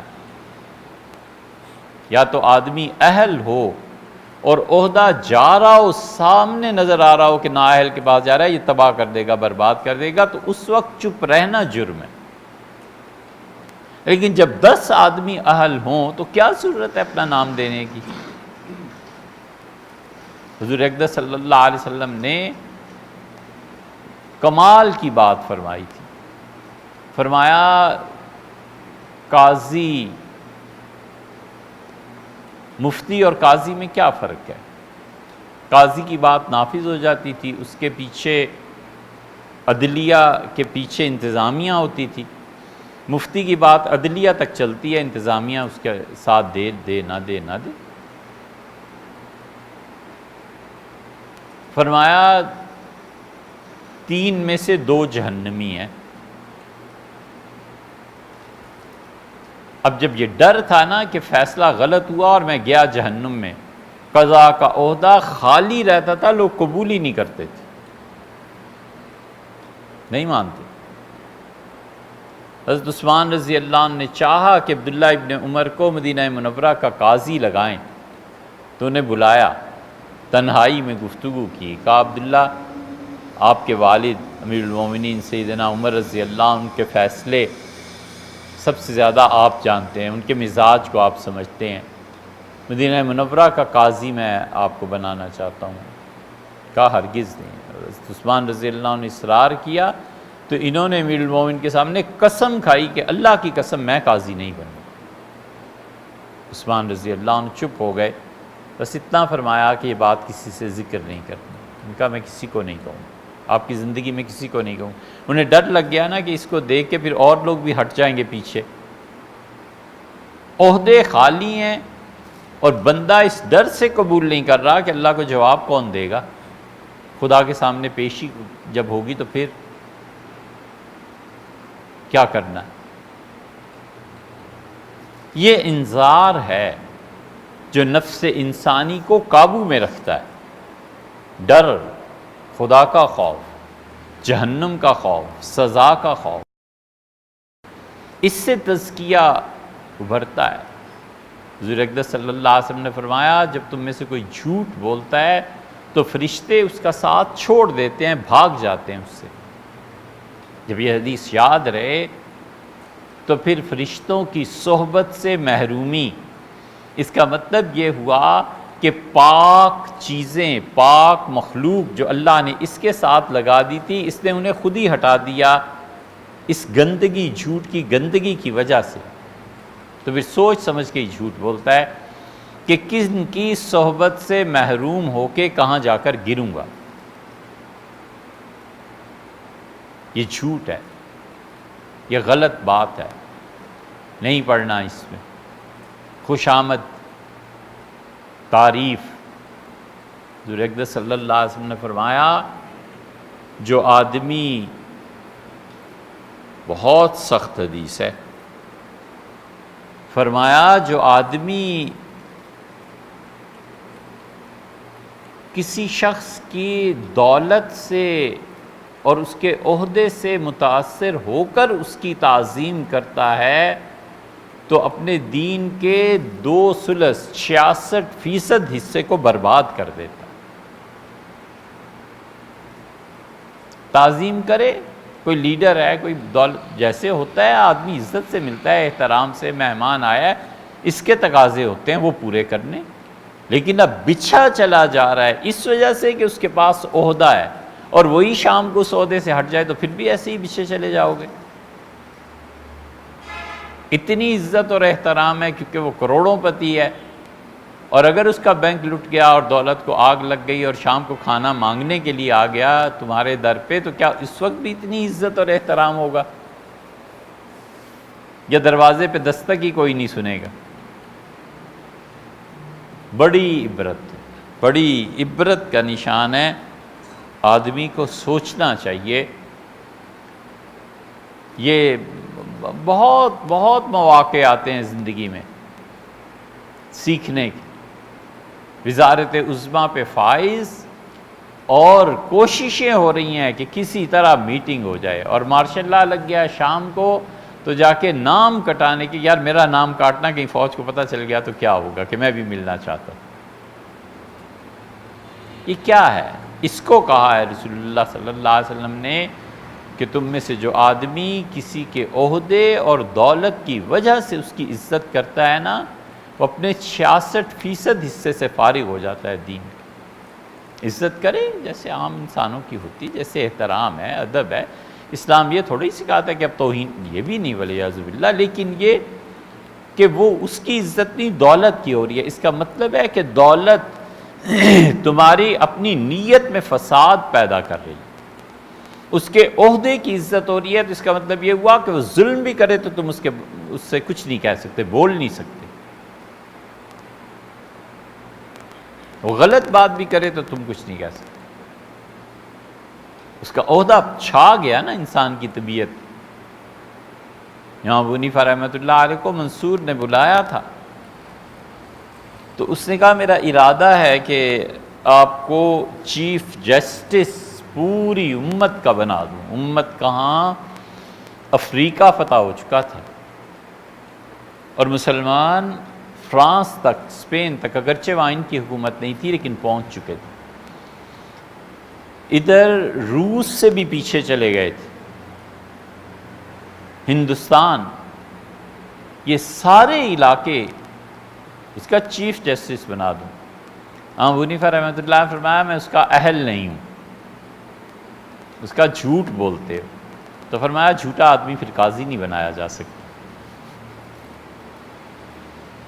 اور گھبرا گیا، یہ منطقی جوابات تھے نا ان کا، تو پھر تو میں ویسے بھی قاضی نہیں بنایا جا سکتا کیونکہ میں جھوٹ بولتا ہوں۔ اس نے کہا اللہ کی قسم میں تمہیں قاضی بناؤں گا۔ ان کا اللہ کی قسم میں قاضی نہیں بنوں گا۔ یہ جرت ہے، یہ ایمان ہے۔ عہدے سے اگر متاثر ہوتے نا تو بیٹھ جاتے۔ تو جو کھڑے تھے منصور کے تیور دیکھ رہے تھے، انہوں نے کہا ابو حنیفہ کیا کرتے ہو، کیوں اپنی جان کے دشمن بنے ہوئے ہو؟ امیر المومنین کی قسم پہ تم قسم کھاتے ہو ان کے مقابلے میں؟ تو انہوں نے کہا میں تو قسم کھا سکتا ہوں، کیونکہ امیر المومنین اپنی قسم توڑ دیں تو کفارہ ادا کر سکتے ہیں، میں اگر قسم توڑوں تو مجھے سوچنا پڑے گا کہ پیسے کہاں سے لاؤں گا اس کے کفارے۔ تو ان کے دوست لے گئے باہر۔ منصور نے جو زہر دیا تھا نا انہیں، وہ اسی وجہ سے، اس کی ایک وجہ یہ بھی ہو گئی تھی کہ جو اس وقت یہ چیف جسٹس نہیں بنے، اور جو اس وقت چیف تھا آرمی کا، پوری امت مسلمہ کی فوج جس ایک آدمی کے انڈر تھی، حسن تھا۔ حسن آئے امام ابو حنیفہ رحمۃ اللہ کے پاس اور کہا سب سے بڑی عبادت اللہ کی کرنا چاہتا ہوں، کیا ہے؟ کوئی ایسی عبادت بتائیں جو کروں اور آپ کا خیال ہے کہ اللہ کیا نجات پا جاؤں، اللہ نے اتنی عزت دی ہے، سب سے بڑی عبادت کیا ہے؟ انہوں نے کہا اپنے عہدے سے استعفیٰ دے دو، اس وقت یہ سب سے بڑی خدا کی عبادت۔ اس کا استعفیٰ دے دوں؟ فرمایا ہاں اس وقت سب سے بڑی عبادت یہ ہے کیونکہ تمہارے ذریعے سے امت میں اس وقت لوگوں کو چن چن کے قتل کیا جا رہا ہے اور مار رہے ہیں اللہ کے اچھے بندوں کو، تم استعفیٰ دے دو تاکہ یہ گناہ تمہارے کھاتے میں نہ ہو۔ حسن نے جب استعفیٰ پیش کیا، منصور تو پاگل ہو چیخنے لگے، کہنے لگا پاگل ہو گئے ہو، اتنے بڑے عہدے سے؟ اس کا میں واقعی پاگل ہو گیا۔ تو ایجنسیز نے خبر پہنچا دی کہ اصل میں قصہ یہ ہے۔ اس نے کہا اس شخص کا وجود جو ہے نا، یا یہ رہے یا میں رہوں۔ ملکہ کہتی ہے رات کو سوتے میں گھبرا کے اٹھ جاتا تھا اور تکیہ سر کے سے نکال کے دیکھنے لگتا تھا اور کہتا تھا پتہ نہیں یہ تکیہ میرے سر کے نیچے ہے یا ابو حنیفہ کے سر کے نیچے ہے، یہ تکیہ میرے سر کے نیچے ہے یا ان کا نام لیتا تھا امام باقر رحمۃ اللہ علیہ کے جو صاحبزادے تھے ان کے سر کے نیچے۔ خیر یہ تو تاریخ پہ چل پڑے، لیکن وہ جو تزکیہ ہے اس تاریخ سے ہٹ کے یہ شروع ہوتا ہے ڈر سے، اللہ کا خوف، قبر کا خوف، تنہائی کا خوف، اللہ کے سامنے اکیلے کھڑے ہو جانے کا خوف، اللہ کی جواب دہی کا احساس کہ خدا نے پوچھنا ہے اور پٹائی ہوگی، اور اللہ اگر نہ فضل فرمائے اور اس دن انصاف ہو گیا تو جانا کدھر ہے پھر؟ اب تو گھبرا کے یہ کہتے ہیں کہ مر جائیں گے، مر کے بھی چین نہ پایا تو کدھر جائیں گے؟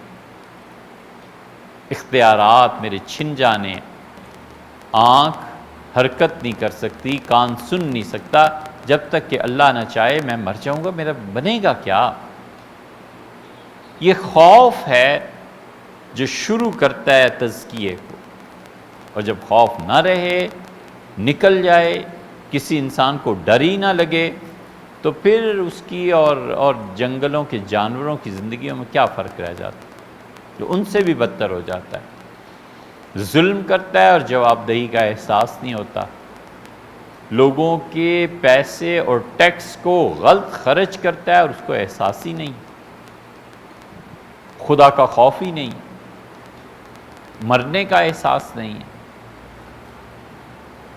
اور نفس انسانی کا تزکیہ پھر یہ منفی ہے، مثبت انداز سے ہوتا ہے، تبشیر، بشارت، یہ کرو گے یہ ملے گا، یہ کرو گے اللہ راضی ہوگا، یہ کرو گے اللہ تعالیٰ خوش ہوں، یہ کرو گے اللہ تعالیٰ اس زندگی کو اچھا کر دیں گے، اللہ آخرت کی زندگی کو بھی اچھا کر دیں گے، یہ کرو، اس میں انسانیت کی فلاح و بہبود ہے، اللہ خوش ہوتا ہے اپنے بندوں کی خدمت سے، یہ کرو گے۔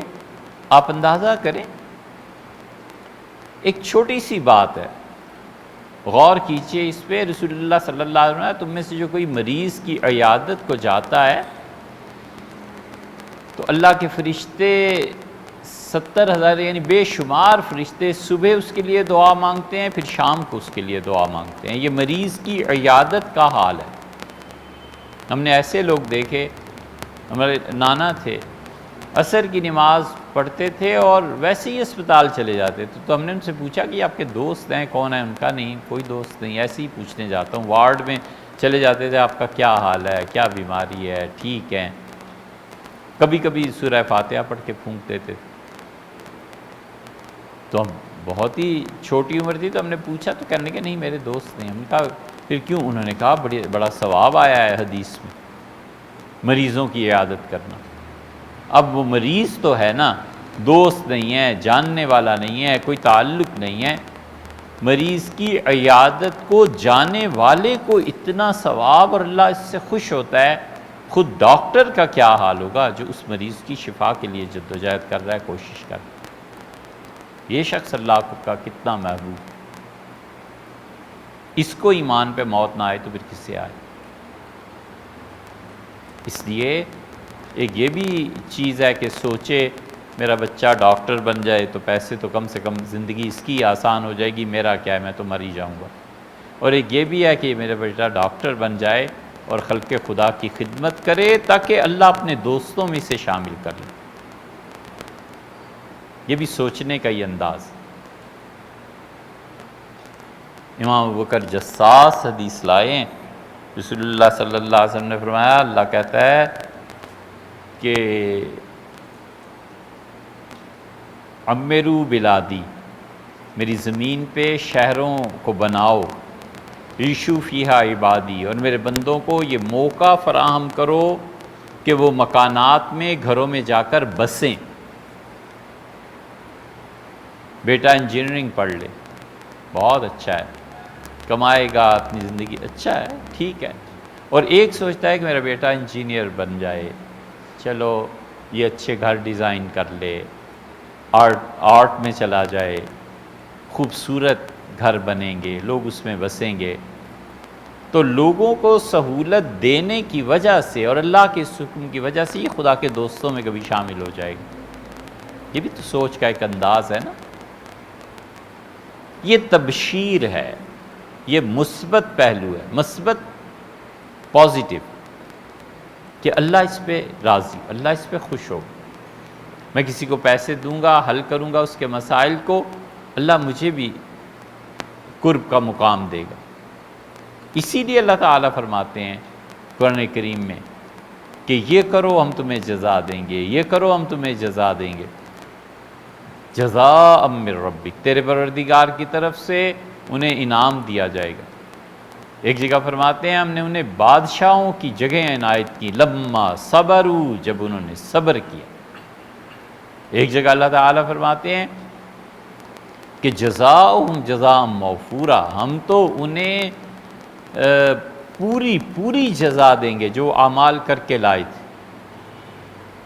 تو انذار اور تبشیر، ڈر اور بشارت، خوف اور امن، یہ دونوں مل کے نفس انسانی کا تزکیہ کرتے ہیں، اور روزہ یہی کرتا ہے۔ روزہ تزکیے کے لیے ایک خاص وقت، ایک مدت اللہ کے لیے متعین کرنا اور اپنے نفس کی اطاعت کو ختم کرنا اور دستبردار ہو جانا، یہ روزے کی حکمت ہے، یہ روزے میں رکھا ہے۔ ہمارے شیخ حضرت ابو الحسن علی ندوی رحمۃ اللہ نے کتاب لکھی ہے ارکان اربع، تو دریافت کیا ہم نے ان سے خانقاہ میں کہ حضرت اس کتاب کا کچھ بتائیے، یہ کیسے آپ کے خیال میں آیا، ایسی زبردست چیز لکھنی چاہیے؟ تو حضرت رحمۃ اللہ نے فرمایا، اس کتاب کا سارا بات بیان کی، پھر فرمایا شیخ کہتے تھے، مولانا زکریا صاحب رحمۃ اللہ علیہ نے یہ کتاب جب میری پڑھی تو مجھ سے فرمانے لگے کہ اگر میں جوانی ہوتی نا میری، تو میں اپنے مدرسے میں بچوں کو سبقاً یہ کتاب پڑھاتا۔ شیخ نے ایک اور جگہ بھی لکھا ہے، ایک کسی کتاب کے متعلق شیخ نے فرمایا، میں نے کہا مجھے دے جاتے تو میں تو 1-2 راتوں میں کتاب کو نپٹا دیتا۔ بہت مطالعہ کرتے، بہت پڑھتے۔ ان کے ایک مسترشد اور خلیفہ نے لکھا ہے کہ شیخ دنیا کے مختلف کاموں میں رہتے تھے، مگر جب وہ اپنے کتب خانے میں داخل ہوتے تھے اور لکھنے پڑھنے کے لیے بیٹھتے تھے تو اس وقت ان کی خوشی اور ان کی مسرت قابل دید ہوتی تھی، بس جیسے چڑیا اپنے گھونسلے میں واپس آ گئی ہو، اتنے خوش ہوتے تھے جب بیٹھ جاتے تھے لکھنے پڑھنے کے۔ خیر یہ بھی ایک اور بات ہے، لیکن اللہ کا قرب جو اس تزکیے سے حاصل ہوتا ہے نا، اس کی ایک ادنا مثال ہے۔ بلندی تو بہت بڑی بات ہے، عروج تو ہوگا جو ہوگا کسی کا، وہ شخص کوئی ارادہ کر لینا کہ یہ کام کرنا ہے اور اللہ کی تقدیر اس میں حائل نہ ہو۔ شاہ ولی اللہ رحمۃ اللہ نے ارادہ کر لیا کہ امت کو اٹھانا ہے ایک مرتبہ، لیکن لوگوں کے کرتوت اور گناہ اور خون اتنا بہہ گیا تھا کہ خدا نے روک دیا اس کو عملاً آنے سے، عمل میں نہیں آیا، وہ دماغ کی سطح تک رہا اور آثار چھوڑ گیا۔ آخری زمانے میں یہی ہوگا۔ حضور اقدس صلی اللہ علیہ وسلم نے احادیث میں واضح طور پر یہ باتیں بتائی ہیں کہ اس امت میں بڑے بڑے کام کے افراد پیدا ہوں گے، بڑے باصلاحیت، لیکن عمومی طور پر انقلاب ان کی تعلیمات سے برپا ہو جائے، یہ نہیں ہوگا۔ وجہ اس کی یہ ہو جائے گی کہ لوگوں میں قبولیت، جذب نہیں رہا، گناہوں کی کثرت نے دلوں کو اتنا پتھر کر دیا ہے کہ نور اس میں اپنی جگہ بنا نہیں پاتا۔ یہ خلاصہ ہے، وگرنہ یہ جو نفس کے ان تزکیے کے مراحل سے گزرے ہوئے ہوتے ہیں، ان کی ادنا بات یہ ہے کہ کسی بات کو طے کر دیں، کبھی خدا کے نام پہ قسم کھا لینا کہ اللہ کی قسم یہ ہو کے رہے گا، تقدیر بدل جاتی۔ صحابہ کرام رضی اللہ عنہم کہتے تھے کہ ہمیں کافروں کے مقابلے میں کبھی شکست ہونے لگتی تھی اور ہمارے جوان زیادہ گرنے لگتے تھے اور کافر غالب آنے لگتے تھے، حملے پہ حملہ ہونے لگتا تھا، تو بہت سے لوگ ہم میں سے کہتے تھے کہ برا کہاں ہے، برا کو ڈھونڈو۔ تو حضرت برا بن عازب رضی اللہ عنہ بڑے مقام کے آدمی تھے، تو ہم برا کو ڈھونڈتے تھے، وہ جب مل جاتے تھے تو ہم پکڑ لیتے، ہم کہتے قسم کھاؤ برا کہ اللہ آج ہمیں فتح دے۔ برا کہتے تھے میرا درجہ نہیں، پھر ہم مجبور، پھر بحث۔ برا کہتے تھے اللہ کی قسم ہے آج ہمیں شکست نہیں ہوگی، پھر ہم پلٹ جاتے، ہم کہتے تھے بس برا کی قسم کو اللہ نہیں توڑے گا، اس کی لاج رکھے گا، خدا اس کی قسم کو پورا کر دے گا۔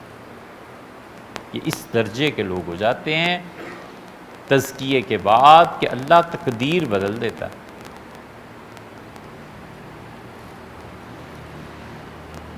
عظمہ الیاس صاحب رحمۃ اللہ علیہ، آپ ان کا تذکرہ تبلیغ کے حوالے سے سنتے رہتے ہوں گے۔ شیخ کے بیٹے ہیں مولانا طلحہ صاحب، اور سلامت اللہ نے رکھے، بھی حیات ہیں، بہت بوڑھے ہو گئے۔ دلی میں بستی نظام الدین میں جب تبلیغ کا آغاز ہو رہا تھا تو وہاں طلحہ صاحب بیمار ہو گئے، 2 سال کے تھے۔ شیخ کہتے ہیں میں وہیں تھا تو ڈاکٹرز نے جواب دے دیا، اتنا شدید بخار تھا کہ اب سب کفن دفن کا سوچ رہے تھے کہ ہوگا کیا۔ تو کسی نے جا کے مولانا الیاس صاحب رحمۃ اللہ سے کہا کہ حضرت آپ کے بھتیجے مولانا زکریا کے بیٹے وہ طلحہ بیمار ہو گئے ہیں اور ڈاکٹرز نے جواب دے دیا۔ حضرت کو کہیں تبلیغ پہ جانا تھا تو سن لیا، پھر فرمایا کہ بستر رکھ دیا ہے، پھر کسی نوکر سے پوچھا فلاں چیز ہے، کسی خادم سے پوچھا فلاں چیز، سارا سامان۔ لوگ حیران کہ گھر میں بچہ بالکل اب آخری دموں پہ ہے اور حضرت کو کچھ پرواہ ہی نہیں۔ جب سارا سامان رکھوا لیا، مکمل ہوا، تو ایک مولوی صاحب تھے بیچارے، مسجد میں پڑے رہتے تھے، اللہ اللہ کرتے رہتے تھے، تو فرمایا اس سے بلاؤ، وہ نہیں نظر آ رہا۔ بلائے گئے تو اسے کہا دیکھ مولوی میں جا رہا ہوں تبلیغ پہ، اور اگر یہ طلحہ کا بخار نہ اترا اور اسے کچھ ہو گیا تو واپسی میں تمہیں اتنے جوتے ماروں گا سب میں بٹھا کے، تو پریشان ہوگا، شرمندہ ہوگا، خبردار جو طلحہ مرا۔ چلے گئے، مولوی صاحب کو اپنی پڑ گئی، وہ بیٹھ گئے، اللہ سے دعا مانگنے لگے، رونے لگے کہ یا اللہ آئیں گے حضرت پٹائی ہوگی، اب تو اس کو طلحہ کو صحت دے دے۔ کہتے عصر کے وقت بخار اترنا شروع ہو گیا۔ یہ ہے وہ چیز کہ کسی چیز پہ اڑ جائیں اور اللہ کو قسم دے دیں تو اللہ ان کی قسم کو پورا کر دے۔ یہ وہ مقام ہے جو یہ دوستی ہے، یہ تعلق ہے، یہ تزکیہ نفس سے آتا ہے۔ اور اس تزکیہ نفس میں جو چیزیں بڑی مؤثر ثابت ہوتی ہیں، یہ روزہ ہے۔ پھر اس روزے ہی کا کافی تھا، اس میں آگے چل کے رسول اللہ صلی اللہ علیہ وسلم نے اعتکاف کو بھی بڑھا دیا۔ علیحدگی، اپنے احوال پر غور کرنے کا موقع، اللہ کی عبادت، پھر تلاوت کو بڑھا دیا کہ سنو۔ یہ تلاوت جو ہے نا، اللہ کی معرفت جتنی بڑھتی چلی جاتی ہے، یہ قرآن اتنا ہی کھلتا چلا جاتا ہے۔ اور جب آدمی اس قرآن پر غور کرتا ہے، سمجھتا ہے، تو احساس ابھرتا ہے کہ کہاں میں اور کہاں وہ، کہاں مجھ جیسا نالائق اور کہاں وہ مجھ سے بات کر رہے ہیں کہ یہ کرو یہ نہ کرو۔ یہ محبت اور قرب کے عالم میں پہنچ کر پھر آدمی کو احساس ہوتا ہے کہ نگہت صبح تیری مہربانی، کہاں میں اور کہاں وہ عالم گل، باد صبا تیری مہربانی، ایسے ہی شعر ہے۔ اپنی حیثیت پر آدمی غور کرے اور اللہ کی حیثیت پہ کہ میرا اور اس کا ربط کیا بنتا ہے، ضبط کیا بنتا ہے، اس کے باوجود احسان فرماتے ہیں اور مجھ سے بات کرتے ہیں۔ اسی لیے قرآن اس کی کیفیت کو بیان کرتا ہے، اور قرآن بار بار کہتا ہے کہ وجلت قلوبہم، جب وہ میرے کلام کو سنتے ہیں تو ان کے دل دہل جاتے ہیں، اور تم ان کو دیکھو تری اعینہم تفیض من الدم، اور ان کی آنکھیں برسنے لگتی، کیونکہ وہ جانتا ہے کہ یہ کیا کہہ رہا ہے، یہ کون کہہ رہا ہے۔ زین العابدین رحمۃ اللہ علیہ سیدنا حسین ابن علی رضی اللہ عنہ کے بیٹے تھے، تو احرام باندھتے تھے، رنگ اڑ جاتا تھا، تو کسی نے کہا آپ کو یہ کیا ہو جاتا ہے احرام باندھتے تو انہوں نے کہا تمہیں پتہ نہیں ہے کہ کس کے ہاں جا رہا ہوں، کہاں کھڑا ہونا ہے۔ نماز میں بھی ان کی یہی حالت ہو جاتی تھی۔ نماز ان سے پوچھا گیا کہ انہوں نے کہا کس سے جا کے گفتگو کرنی ہے، کس کے سامنے پیش ہونا ہے۔ اس لیے جو لوگ قرآن کو پڑھاتے ہیں نا، اصل آدمی وہ ہے، اگر اس کی شخصیت پاکیزہ ہو اور وہ قرآن کو سمجھتا ہو تو ہو نہیں سکتا کہ اس کی زبان اثر نہ کرے، زندگیاں بدل دیتی ہیں۔ اور یہ جو قرآن فہمی کا کورس 3 مہینے کا اور 6 مہینے کا، یہ سب قرآن کو سمجھنے میں رکاوٹیں ہی ہیں، ہمارا تو یہی خیال ہے۔ ذرا سی عربی پڑھ لی، درس دینے بیٹھ گئے، اپنی شخصیت کا تزکیہ اور طہارت وہ کہاں گیا، اپنی ذات کا مٹانا وہ کہاں گیا۔ اور 4 لفظ نہیں پڑھے ہوتے انہوں نے، اور مہمات مسائل جو ہیں اس میں دخل دینے لگتے ہیں۔ دنیا کا کوئی اس جہان کا مسئلہ ایسا نہیں ہے جس میں ان کی رائے نہ ہو۔ سبحان اللہ، آپ کیا اور آپ کی رائے کیا۔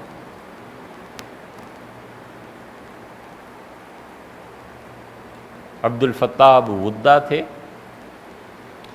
بڑے بڑے علماء میں شمار ہوتا تھا ان، وہ کینیڈا کسی نے دعوت کی تو حاضر ہوئے، ہم لوگ بھی، تو ارشاد فرمانے لگے کہ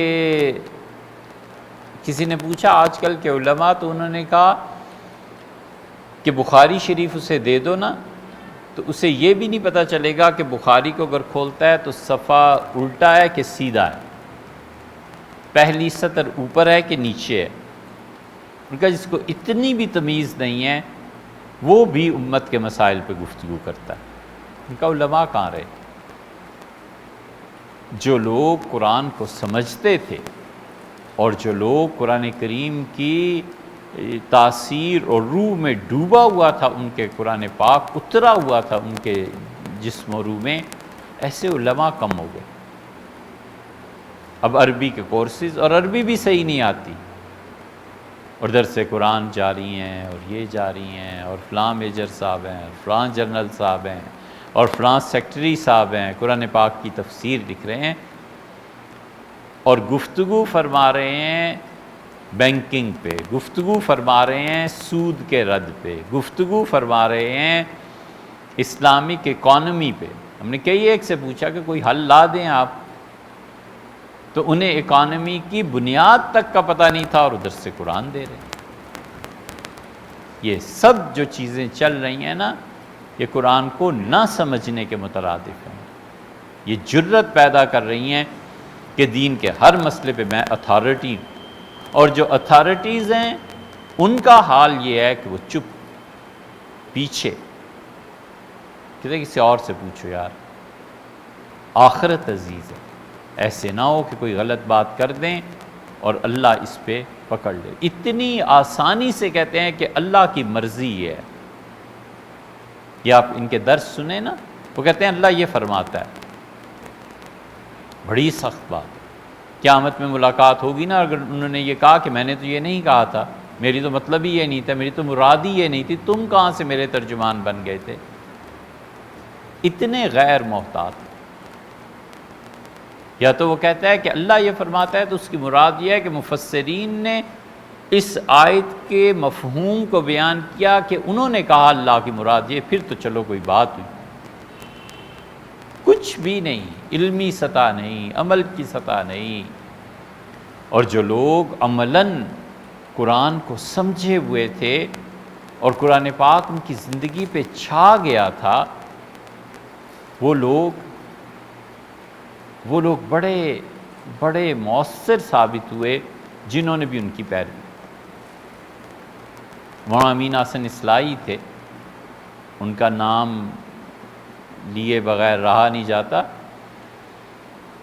ان سے علمی اختلافات اپنی جگہ، تدبر قرآن کی 4 جلد میں انہوں نے ایک صحابی رضی اللہ عنہ کے متعلق جو کچھ لکھا ہے وہ انہیں یقیناً نہیں لکھنا چاہیے تھا، بہت خراب بات لکھی۔ ان غلطیوں کے باوجود ضیاء الحق نے ان سے کہا کیا فلاں فلاں کاموں میں شریک ہو جائیں؟ انہوں نے کہا میرے پاس فرصت نہیں، میں قرآن پاک کی تفسیر لکھ رہا ہوں۔ تو ضیاء الحق ملنے گئے اور نیا نیا ماشاء اللہ لگا تھا، انہیں بھی چاؤ ہوا ذرا اسلام کا، تو انہوں نے کہا اچھا مولانا ایسے کر لیتے ہیں کہ آپ جو کچھ چاہتے ہیں نا اس ملک میں وہی مجھے بتا دیں۔ تو بڑی سادگی سے فرمایا کہ وہ سب کچھ میں نے لکھ دیا، آپ پڑھ لیں اسے۔ ذرہ برابر جو جھجکے ہوں کون آیا ہے، کیا عہدہ ہے، کیا کرنا ہے، کیا لینا ہے، کچھ نہیں، وہی سادگی برقرار، وہی قرآن کے ساتھ تعلق، اور تفسیر لکھی ہے اہل علم کے لیے، عام لوگوں کے پڑھنے کی نہیں ہے، لیکن اہل علم کے لیے ہے۔ اور کیا شاہکار لکھی، کیا شاہکار چیز لکھی ہے انہوں نے۔ جب آدمی پڑھتا ہے تو پتہ چلتا ہے کہ اس آدمی پہ اللہ نے قرآن کو کتنا کھولا ہو۔ یہ 7ویں جماعت میں پڑھتے تھے مدرسے میں، اور ان کے پیپرز چیک کرنے کے لیے ان کے اساتذہ نے ندوۃ العلماء لکھنؤ میں لکھا، سید سلیمان ندوی رحمۃ اللہ علیہ کو کہ حضرت ہمارے بچوں نے امتحان دیا ہے، 7ویں کلاس کے امتحانات ہوئے ہیں اور آپ کے ان کے پیپرز آپ چیک کریں۔ عربی کے تھے۔ سید سلیمان ندوی رحمۃ اللہ علیہ پہنچے سرائے میر ایک جگہ ہے وہاں، تو ان بچوں کے پیپرز چیک کر رہے تھے۔ جب امین حسن اصلاحی مرحوم کا پیپر انہوں نے چیک کیا تو اس پہ انہوں نے ریمارکس لکھے کہ کیا ایسے اساتذہ، کیا ایسے استاد ندوۃ العلماء میں میسر ہوں گے؟ مطلب یہ تھا کہ یہ بچہ نہیں ہے، یہ استاد ہے، اور اتنا قابل قدر ہے کہ کاش ایسے استاد، ایسے بچے ندوہ میں آ کے ہمارے ہاں بچوں کو پڑھائیں۔ بہت بڑی سند تھی جو انہوں نے ان کے لیے لکھی۔ یہ لوگ قرآن سمجھے ہوئے، ان لوگوں پہ اللہ تعالیٰ نے معانی کا نزول فرمایا تھا، یہ ان کی تحریرات بتاتی۔ اس لیے قرآن سننے کا مطلب یہ ہے کہ آدمی کم سے کم بندگی کے اس درجے پر تو رہے کہ میرا پروردگار مجھ سے کچھ کہہ رہا ہے، انہوں نے بلایا ہے، ان کی مہربانی ہے، جا رہا ہوں، پتہ نہیں آج کیا فرمائیں۔ اسی لیے صحابہ کرام رضی اللہ عنہ کا حال محاورے میں برا حال ہو جاتا تھا جب وہ سنتے تھے، تاب نہیں رہتی تھی، کھڑے نہیں رہ سکتے تھے بعض تو۔ حضرت ابوبکر رضی اللہ عنہ کے متعلق آتا ہے بخاری میں کہ جب قرآن پہ پڑھا جاتا تھا وہ اپنی آنسوؤں پہ قابو نہیں پا سکتے، پھر آنسو ہی خشک ہو گئے، پھر کسی کو روتے انہوں نے دیکھا تو انہوں نے کہا کبھی میرا بھی یہی حال تھا۔ اتنا زیادہ، اس کی وجہ یہ ہے کہ وہ جانتے تھے کہ جس ذات نے اسے نازل کیا ہے نا، اور یہ ورلڈ آرڈر ہے، اور یہ ہے کیا چیز۔ علامہ اقبال کا بھی یہی حال ہو گیا تھا، قرآن پاک نہیں سن سکتے تھے، مطلب یہ کہ کوئی سناتا تھا تو ان پہ مسلسل رونا طاری ہو جاتا تھا۔ اللہ نے فرمایا ہے کہ مما عرفوا من الحق، بہت بڑی چیز ہے، فرمایا اس لیے رو دیتے ہیں کہ حق کی معرفت انہیں حاصل ہو گئی ہے۔ حق کی معرفت حاصل ہو جانا بلند ترین مقامات ہیں زندگی کے جو کوئی آدمی حاصل کر سکتا ہے، ان میں سے ایک مقام۔ اس لیے ساری چیزوں کو اللہ نے جوڑ دیا، رمضان کو بھی، تلاوت کو بھی، تزکیہ نفس کو بھی، اور ان ساری چیزوں میں خدا نے پھر نماز کو بھی شامل کر لیا، تراویح بھی آ گئی، یہ چیز بھی ہو گئی۔ خدا کا انعام کس کس رنگ میں اپنا ظہور کرتا ہے کوئی نہیں جانتا۔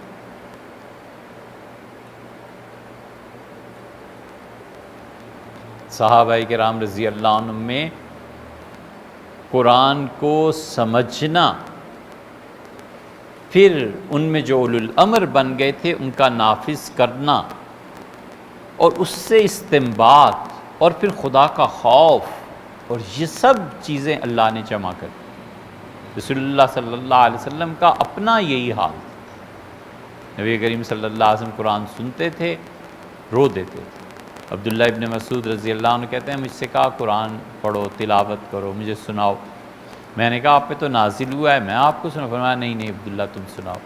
وہ کہتے ہیں میں نے سورہ النساء پڑھنی شروع کی، اور جب میں اس مقام پر پہنچا کہ وجئنا بک علی ہؤلاء شہیدا، اور ہم آپ کو گواہ بنائیں گے آپ کی امت پہ، آپ سے پوچھیں گے کہ آپ کی امت میں کیا ہوا، تو احساس ذمہ داری سے رسول اللہ صلی اللہ علیہ وسلم رو دیے۔ تو حق کی معرفت، یہ رمضان کا بڑا دخل ہے اس میں، یہ سب چیزیں جمع ہو جاتی ہیں۔ اللہ تعالیٰ عمل کی توفیق۔